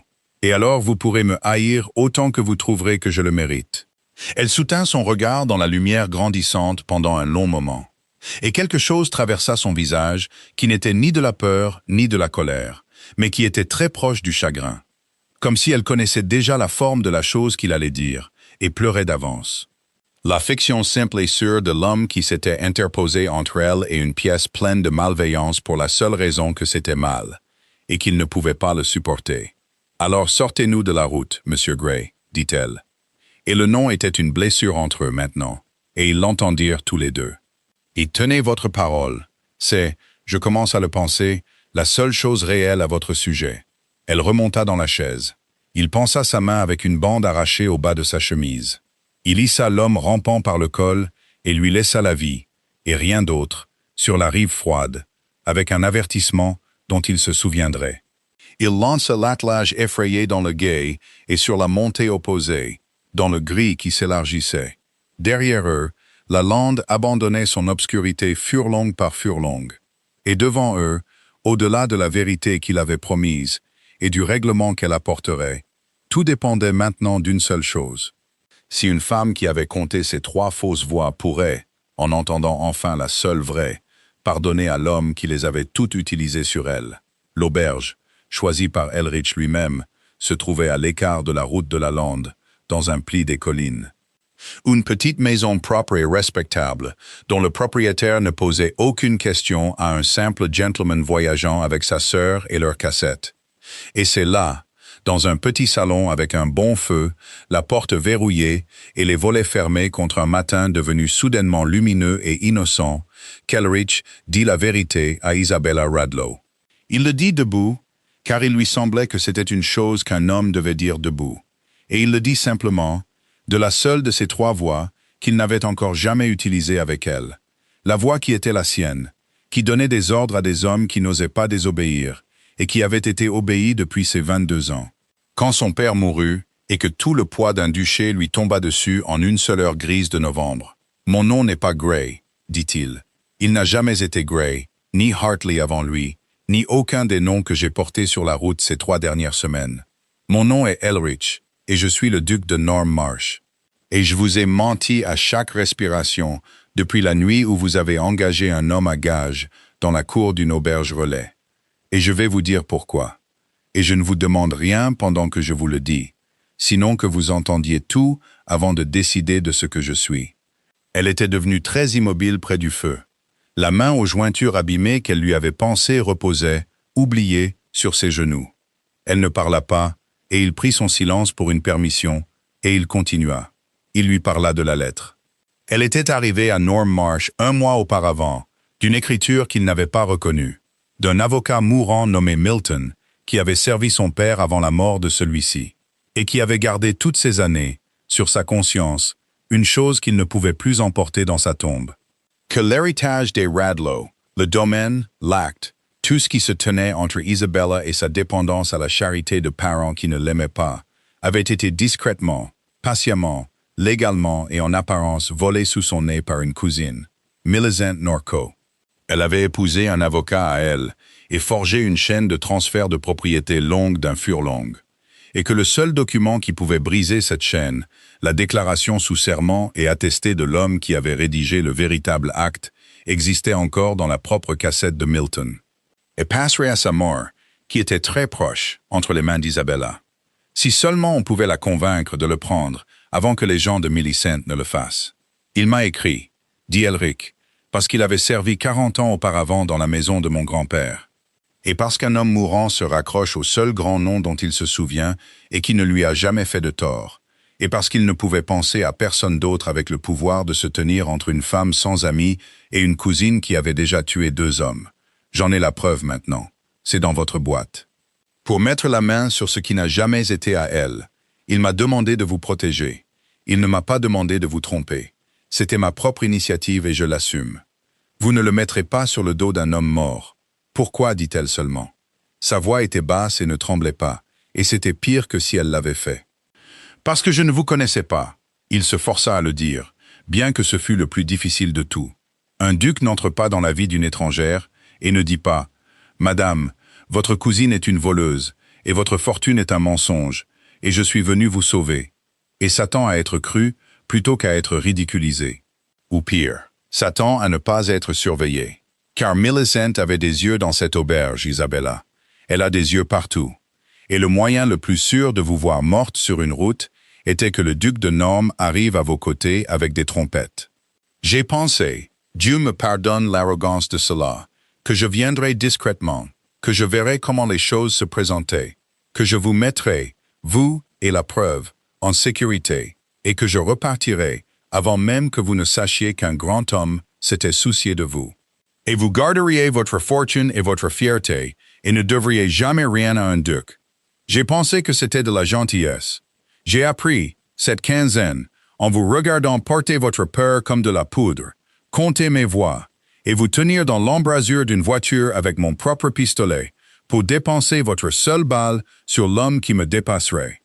J'ai appris que ce n'était pas de la gentillesse. C'était de la lâcheté portant le manteau de la gentillesse.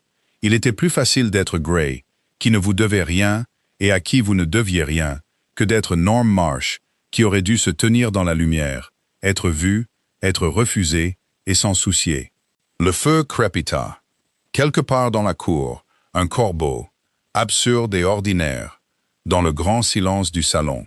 Vous avez dit, réussit-elle enfin à dire, sur la terrasse.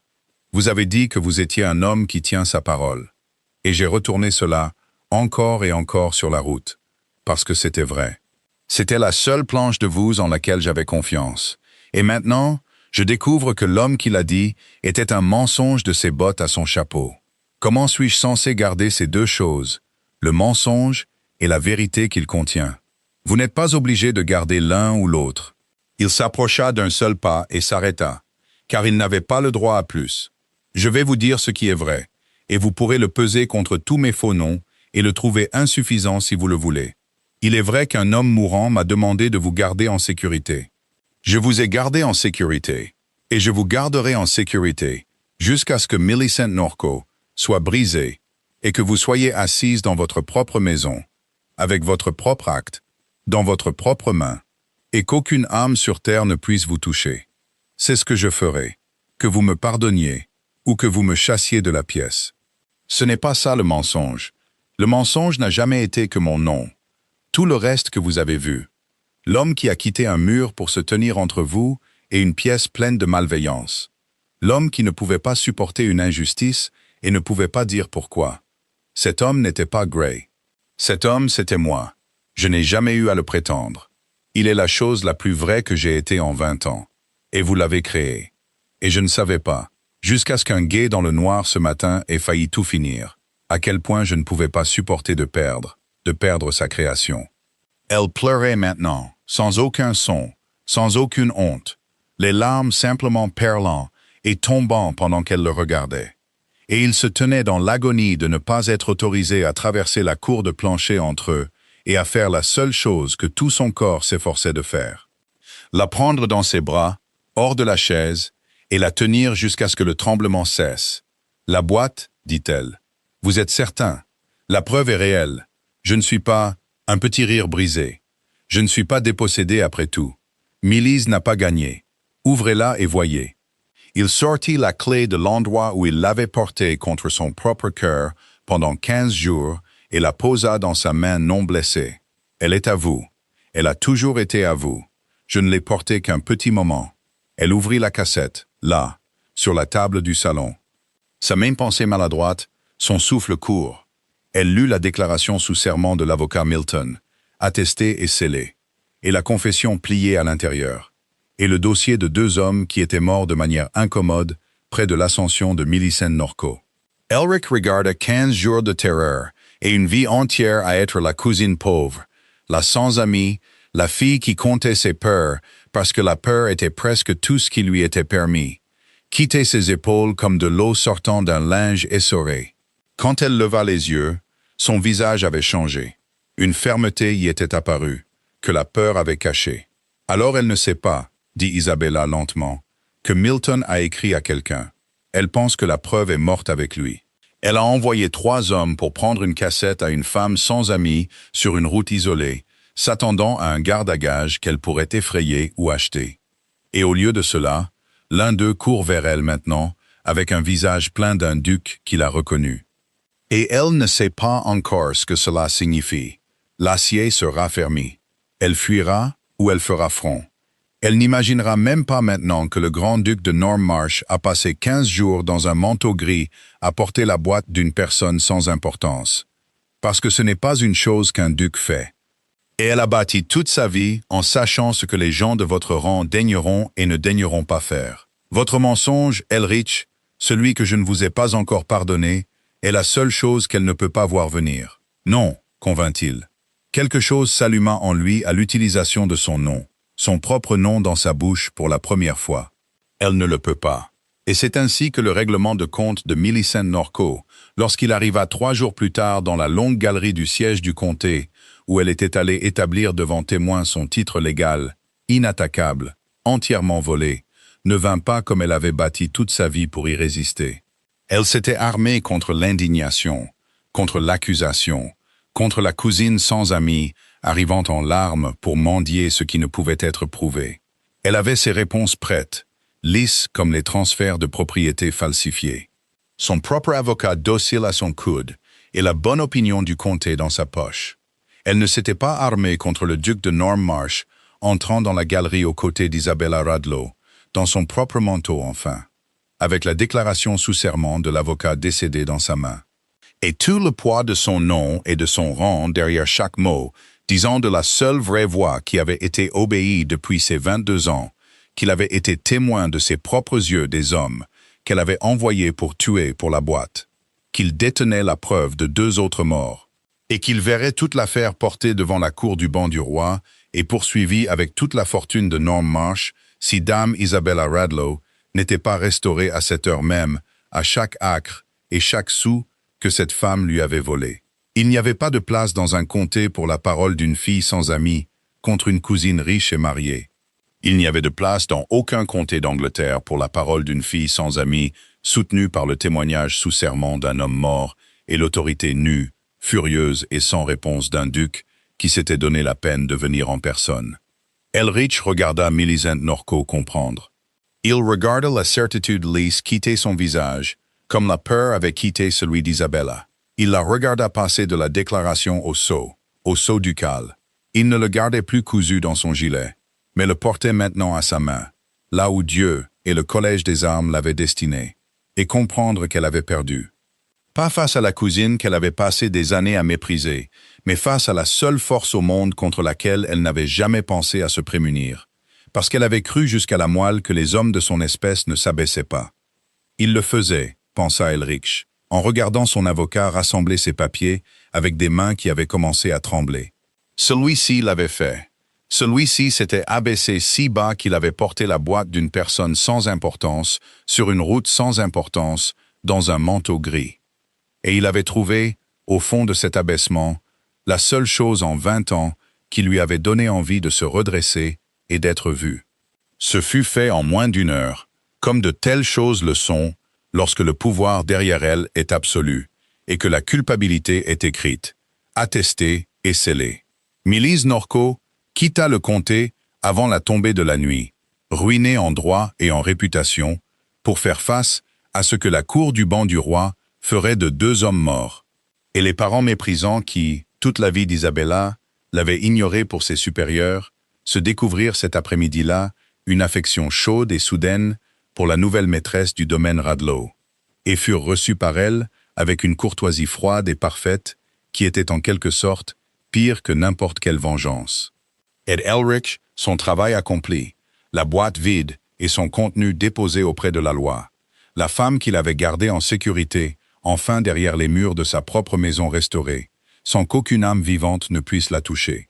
Elrich découvrit qu'il était arrivé au bout de toutes les raisons qu'il s'était données pour rester. Il se tenait dans le grand hall d'une maison qui était la sienne, en son propre nom enfin, et dans son propre manteau, n'ayant plus rien à lui offrir que la vérité simple et nue de lui-même, et aucune certitude qu'elle l'accepterait. Il avait affronté 3 hommes armés dans un guet dans le noir, avec plus de sang-froid qu'il n'en avait, pour se rendre à la porte de son salon. Mais il lui avait promis dans l'eau qu'elle pourrait le haïr autant qu'elle trouverait qu'il le méritait. Et il s'était promis quelque part sur la longue route depuis qu'il ne laisserait pas l'œuvre de Norm Marsh inachevée en partant avant de lui avoir donné la chance de le faire. Il traversa le hall, frappa et entra pour être jugé. Elle se tenait près de la haute fenêtre quand il entra, dans une robe qui n'était ni simple ni usée maintenant, mais d'une douce soie grise de la couleur du manteau qu'il avait porté pour la garder. Il ne pensait pas qu'elle avait choisi la couleur par accident, et il n'osait pas espérer ce que cela signifiait. Le soleil tardif traversait la vitre et se posait sur elle. Elle ne se retourna pas tout de suite. Il se tint avec son chapeau dans ses 2 mains, comme l'homme à gage qu'il avait prétendu être, et attendit qu'on lui dise s'il pouvait rester. « Ils sont tous partis », dit-elle à la fenêtre. « Les cousins, les avocats, les hommes qui sont venus me féliciter cet après-midi, qui n'auraient pas traversé la rue pour moi il y a 1 semaine. La maison est très calme. » Elle se retourna alors. « Vous êtes le dernier, Elric. » Le dernier morceau de toute cette étrange quinzaine qui ne s'est pas encore résolu en un début ou une fin. J'étais là, à essayer de décider lequel vous êtes. Ce n'est pas à vous de décider seul, dit-il, mais la décision vous appartient de la mener, et je suivrai où que vous la preniez, et je ne le ferai pas. Il s'arrêta et se força à continuer simplement, parce que la simplicité était la seule monnaie qu'il lui restait pour la payer. Je ne prétendrai pas que mon départ ne me coûterait rien pour vous faciliter la tâche de me renvoyer. Je vous ai dit assez de mensonges de gentillesse. J'en ai fini avec eux. Si vous me chassez de cette maison, je partirai, et je garderai chaque acre de vous en sécurité depuis l'autre bout de l'Angleterre pour le reste de ma vie, que vous le sachiez ou non, parce que c'est ce que les hommes morts m'ont demandé et c'est le moins que je vous doive. Mais je partirai en deuil. Vous devriez savoir la vérité de cela avant de choisir. C'est la dernière chose vraie que j'ai à vous donner. Elle s'éloigna de la fenêtre et traversa la pièce vers lui lentement. Elle s'arrêta à une longueur de bras et leva les yeux vers son visage avec ses yeux stables et calculateurs qui l'avaient défait dès le début. Il se tint là et se laissa regarder. Il ne s'abaissa pas. Il ne baissa pas son regard. Il la laissa voir tout de lui enfin, sans rien de cousu dans la doublure. « J'ai été très en colère contre vous, dit-elle. Je veux que vous sachiez que j'avais raison de l'être. Vous avez pris la seule chose que je m'étais faite à partir de rien. Un homme en qui j'avais confiance, que j'avais choisi avec mon propre jugement, payé avec ma propre monnaie, et que je ne devais à la charité de personne. Et vous m'avez dit, quand la vérité est sortie, que cet homme n'avait jamais existé. Comprenez-vous ce que vous avez pris? Tout le monde dans ma vie m'a été donné ou pris par des gens plus riches et plus forts que moi. Mélise n'a pris ma fortune. Mes parents ont pris mon accueil. Et vous? Vous êtes venu me rendre la fortune. Vous avez pris la seule petite chose sans amis qui était purement mienne. L'homme que j'avais choisi sur une route pour moi-même. C'est pourquoi j'ai pleuré dans le salon. Pas pour la fortune, pour Monsieur Gray, que j'avais fait mien et qui s'est avéré appartenir à un duc. Je le sais, dit-il à voix basse. Je le sais depuis le guet. C'est la chose dont j'ai le plus honte dans une vie qui n'a pas manqué de choses dont avoir honte. Laissez-moi finir. Mais sa voix s'était adoucie et sa main s'était levée. Elle reposait maintenant légèrement contre la poitrine de son manteau, sur l'endroit où il avait porté sa clé contre son cœur pendant 15 jours. J'étais en colère, et j'avais raison de l'être. Et puis je suis resté avec ça 3 jours, dans une maison pleine de gens qui s'inclinaient devant moi et qui me méprisaient. Et je me suis posé la seule question qui comptait. Qui n'est pas de savoir si vous m'avez trompé, vous l'avez fait. Mais si l'homme était vrai. L'homme qui a quitté le mur, l'homme dans le guet. L'homme qui aurait pu envoyer une lettre et un avocat, et être quitte de toute l'affaire sans jamais quitter Norm Marsh. Et qui, au lieu de cela, a mis un manteau gris, a dormi dans des salles communes, et a défait 3 hommes armés à main nue dans l'eau froide dans le noir. Pour une femme qu'il n'avait jamais rencontrée, et pour qui il comptait rester un étranger. J'ai demandé si cet homme était un mensonge. Elle leva les yeux, et il ne l'était pas. C'est la chose que je n'ai pas pu dépasser, Elrich. Peu importe comment j'ai essayé. Vous m'avez menti sur votre nom et sur rien d'autre. Vous n'avez jamais eu à prétendre être l'homme qui se tenait entre moi et la malveillance. Vous me l'avez dit dans le guet, et je ne vous ai pas cru alors. Et j'ai passé 3 jours à découvrir que c'est la chose la plus vraie que quelqu'un m'ait jamais dite. Il est réel. Vous êtes lui. Et je découvre que je ne veux pas le renvoyer. Je découvre, dit-elle, et sa voix se brisa enfin doucement, que je l'ai fait mien sur une route pour mes propres raisons. Et que je le garde, duché, faux nom et tout. Parce qu'il s'avère qu'il a toujours été à moi, et qu'il portait seulement le mauvais manteau. Il ne crut pas un instant qu'il l'avait comprise. Il s'était si bien préparé au refus, avait si soigneusement construit le départ dans son esprit, que le non-départ arriva comme un coup contre lequel il n'avait aucune garde.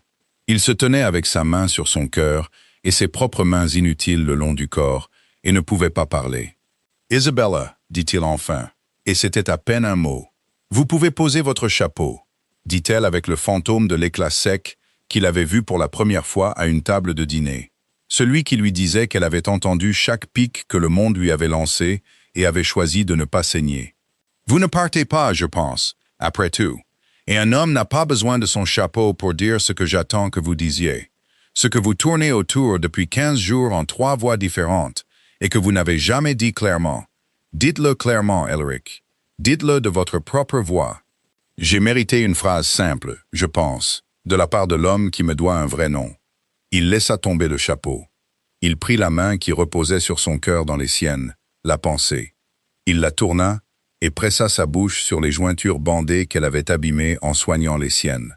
Puis il releva la tête et lui donna, de la seule vraie voix, la phrase la plus simple qu'il ait jamais prononcée. « Je vous aime », dit le duc de Norm Marsh. « Et je vous aime depuis que vous m'avez dit que peu de gens voient, et que vous m'avez regardé comme si j'étais l'un des rares qui le faisaient. Ce que je n'étais pas alors, mais que je suis devenu parce que vous l'avez exigé de moi. Je vous demande de m'épouser. Pas pour vous restaurer, pas pour vous protéger, pas parce qu'un homme mort l'a demandé. Vous êtes restauré et protégé, et l'homme mort a sa réponse. Je demande pour moi-même. n'ayant plus de manteau pour me cacher, ni de nom pour mentir. Parce qu'une vie à Norm Marsh sans vous est devenue une chose vers laquelle je ne peux pas me forcer à retourner. Épousez-moi, Isabella. Prenez tout de moi. Les faux noms sont tous dépensés. Il n'en reste qu'un, et je vous offre de le porter si vous voulez de l'homme à l'intérieur. Et Isabella Ridello, à qui on avait donné, et de qui on avait pris toute sa vie, par des gens plus riches et plus forts qu'elle, et qui avait enfin, sur une route, choisi une seule chose pour elle-même, et qui s'était avéré être un duc, leva sa main non blessée, et attira sa tête vers le bas, et lui répondit, pas en mots du tout. Et la réponse fut oui, et la lumière grise du soleil couchant se posa sur eux deux, dans le calme de sa propre maison restaurée. Et pendant un long moment, il n'y eut rien au monde qui nécessita d'être dit. Ils ne parlèrent pas de choses pratiques ce soir-là. Bien qu'il y eût beaucoup de choses pratiques dont un duc et la femme qui venait de consentir à être sa duchesse auraient raisonnablement pu parler. Les règlements, l'annonce, et dans laquelle de ces maisons elle devrait d'abord être amenée. Et comment un comté qui l'avait vu n'être personne devait apprendre qu'elle était maintenant la première dame. Tout cela attendit. Le feu s'éteignit, et les serviteurs, sentant quelque chose dans la maison qu'ils ne pouvaient nommer, restèrent à l'écart. Elrich rapprocha 2 chaises devant l'âtre, et ils s'y assirent alors que le crépuscule tombait, sa main pansée dans sa main intacte. Et ils firent la chose qu'aucun d'eux n'avait été autorisé à faire pendant toute cette étrange quinzaine. Ils parlèrent simplement, comme 2 personnes qui ont l'intention de passer une vie à le faire et ne sont pas pressées, ayant toutes les soirées qui existeront jamais. Elle lui posa des questions sur Norm Marsh, et il découvrit qu'il voulait lui raconter. Pas la superficie et les revenus locatifs que les autres voulaient, mais les choses vraies. L'allée de hêtres que sa mère avait plantée, qui était vieille maintenant, et vaste, les pièces froides et lumineuses, dans lesquelles il avait erré seul depuis la mort de son père. La qualité particulière du silence dans une grande maison qui n'a ni maîtresse ni enfant, et aucune raison de faire du bruit. Il s'entendit lui parler de la solitude de tout cela, qu'il n'avait jamais nommé à voix haute à une âme vivante, à peine nommée à lui-même, qu'il avait enterrée sous 22 ans d'obéissance. Et elle écouta comme elle faisait tout, sans pitié et sans broncher, posant sa confession sur la table entre eux, comme une chose que les deux pourraient regarder ensemble. Et quand il eut fini, elle dit seulement « Elle fera du bruit maintenant ». Et il comprit qu'elle venait de lui promettre en 5 mots simples la seule chose que tout son rang et toute sa richesse n'avaient jamais pu acheter. Et il dut regarder le feu un moment avant de pouvoir maîtriser son visage. Et il lui posa à son tour des questions sur les années passées à être la cousine pauvre, prudemment, car il ne voulait pas la faire saigner là où le monde l'avait déjà si souvent coupée. Et elle lui raconta sans apitoiement, de cette voix stable, les petites humiliations quotidiennes qui ne laissent pas de marque et ne guérissent jamais. La place en dessous du sel, les robes retouchées, le fait qu'on parle d'elle à la 3e personne alors qu'elle était dans la pièce. La lente leçon qu'il était plus sûr de ne rien vouloir, parce qu'une femme sans rien qui est vue comme voulant est une femme qui peut être blessée. Je me suis appris à ne pas vouloir, dit-elle, en regardant les flammes. C'était la seule armure que je pouvais me permettre. Et puis un homme à gages dans un manteau gris a quitté un mur pour moi. Et j'ai découvert que l'armure avait une fissure après tout. Et tout ce que j'avais passé 10 ans à ne pas me laisser vouloir s'est déversé à travers elle d'un coup. Et j'étais si en colère contre vous pour ça, Elrich, bien avant de connaître votre nom.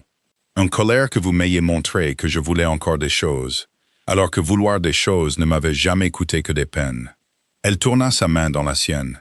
Je ne pense pas que j'aurais plus besoin de l'armure. C'est une chose étrange de la laisser tomber. Je l'ai portée si longtemps que je me sens à moitié déshabillé sans elle. Mais je ne pense pas que j'en aurais besoin dans une maison qui a l'intention de faire du bruit. Ils restèrent silencieux un moment après cela. Et ce n'était pas le silence de 2 étrangers n'ayant rien à se dire, mais le silence profond et facile de 2 personnes qui ont dit les choses difficiles et les ont trouvées surmontables. Elrich pensa qu'il avait traversé une lande dans le noir, s'attendant à défendre une cassette, et qu'il avait, d'une manière ou d'une autre, de l'autre côté, reçu la seule chose qu'il avait cessé de croire qu'un homme dans sa position recevrait jamais. Une personne devant laquelle il n'avait pas besoin d'être le duc de Norm Marsh, pas besoin d'être obéi, pas besoin d'être fort, seulement besoin d'être Elrich, dans son propre manteau et sa propre voix simple. et d'être suffisant. Quand enfin elle s'assoupit à la lueur du feu, il n'abusa pas un instant de la situation. Il se leva, l'aida à se lever et la raccompagna au pied du grand escalier, sa main glissée dans son bras. Là, il s'inclina sur elle et lui souhaita bonne nuit avec une formalité qui la fit rire. Le premier rire complet qu'il entendit d'elle, bas, chaud et totalement sans défense. Et elle monta dans la maison qui était la sienne. Et il resta au bas de l'escalier, longtemps après que sa bougie eut disparu du palier. Un homme qui était venu au nord pour garder une boîte et rester un étranger, s'émerveillant de la perfection de sa défaite. Ils se marièrent au printemps, dans la petite église au bord des terres des Radlow, où son père et sa mère reposaient. Et non dans la grande cathédrale froide, où l'on aurait pu s'attendre à ce qu'un duc se marie. Parce qu'elle avait demandé la petite église, et il découvrit qu'il n'y avait rien qu'elle puisse demander qu'il soit capable de refuser. Les parents méprisants vinrent et furent assis près du fond. Ils furent reçus ensuite avec la même courtoisie froide et parfaite qui était devenue dans le comté une chose plus redoutée que n'importe quelle colère. L'avocat Milton ne vint pas, étant dans sa tombe depuis quelques mois, mais Elrich avait fait poser une pierre sur sa tombe aux frais de Norm Marsh, avec un mot honnête gravé dessus. Isabella avait pleuré en apprenant cela, et avait aimé son mari davantage pour une gentillesse faite à un homme mort qui ne pourrait jamais le remercier. Et dans les années qui suivirent, et il y en eut beaucoup, et elles furent bonnes, la duchesse de Norm Marsh fut connue dans 3 comtés pour 2 choses. La première était qu'elle voyait les gens, la soubrette de cuisine aux mains habiles, le fils du locataire qui pouvait compter les chiffres, la cousine simple et négligée au bord de chaque rassemblement à qui personne d'autre ne se donnerait la peine de parler. La duchesse les voyait tous et avait une façon de regarder une personne comme si elle était l'une des rares qui valait la peine d'être vue, si bien qu'il repartait plus droit qu'il n'était venu. Et la deuxième chose pour laquelle elle était connue était la façon dont le grand et terrible duc de Norm Marsh, que les hommes durs traversaient encore la route pour éviter, devenait calme et facile dès qu'elle entrait dans une pièce. Il se tournait vers elle comme une boussole se tourne, et lui répondait d'une voix que personne d'autre dans le comté ne l'avait jamais entendu utiliser. Une voix simple, sans défense. La plus vraie des plusieurs qu'une femme vigilante avait autrefois comptée dans l'obscurité d'une voiture de location et avait su, même alors, qu'elle comptait un jour avoir pour elle seule. L'allée de Hêtre à Norm Marsh, qui était restée si longtemps dans un silence qu'Elrich avait cru permanent, apprit au cours de ces années à faire le bruit qu'elle lui avait promis. Il y eut enfin de petits pieds rapides sur le grand escalier et un poney sur les pelouses où le vieux duc avait chevauché seul. Et une nurserie dont la poussière fut battue, et ses fenêtres ouvertes à la lumière des hêtres. Et les pièces froides et lumineuses qui avaient résonné autour d'un homme seul se remplirent, par lents degrés, du tumulte ordinaire d'une maison aimée et habitée. Les hommes durs de 3 comtés, rendant visite au duc pour affaires, apprirent à attendre dans le hall, pendant qu'une affaire de genoux écorchés ou de chatons perdus était réglée en premier, et apprirent à ne pas en faire la remarque, car le duc de Norm Marsh n'était pas devenu plus doux avec le monde en général. Mais il y avait une porte en lui maintenant qui avait été murée, et tous ceux qui venaient dans cette maison pouvaient voir qu'une femme aux yeux gris d'une route isolée en détenait la seule clé et n'avait jamais eu une seule fois de raison de la verrouiller.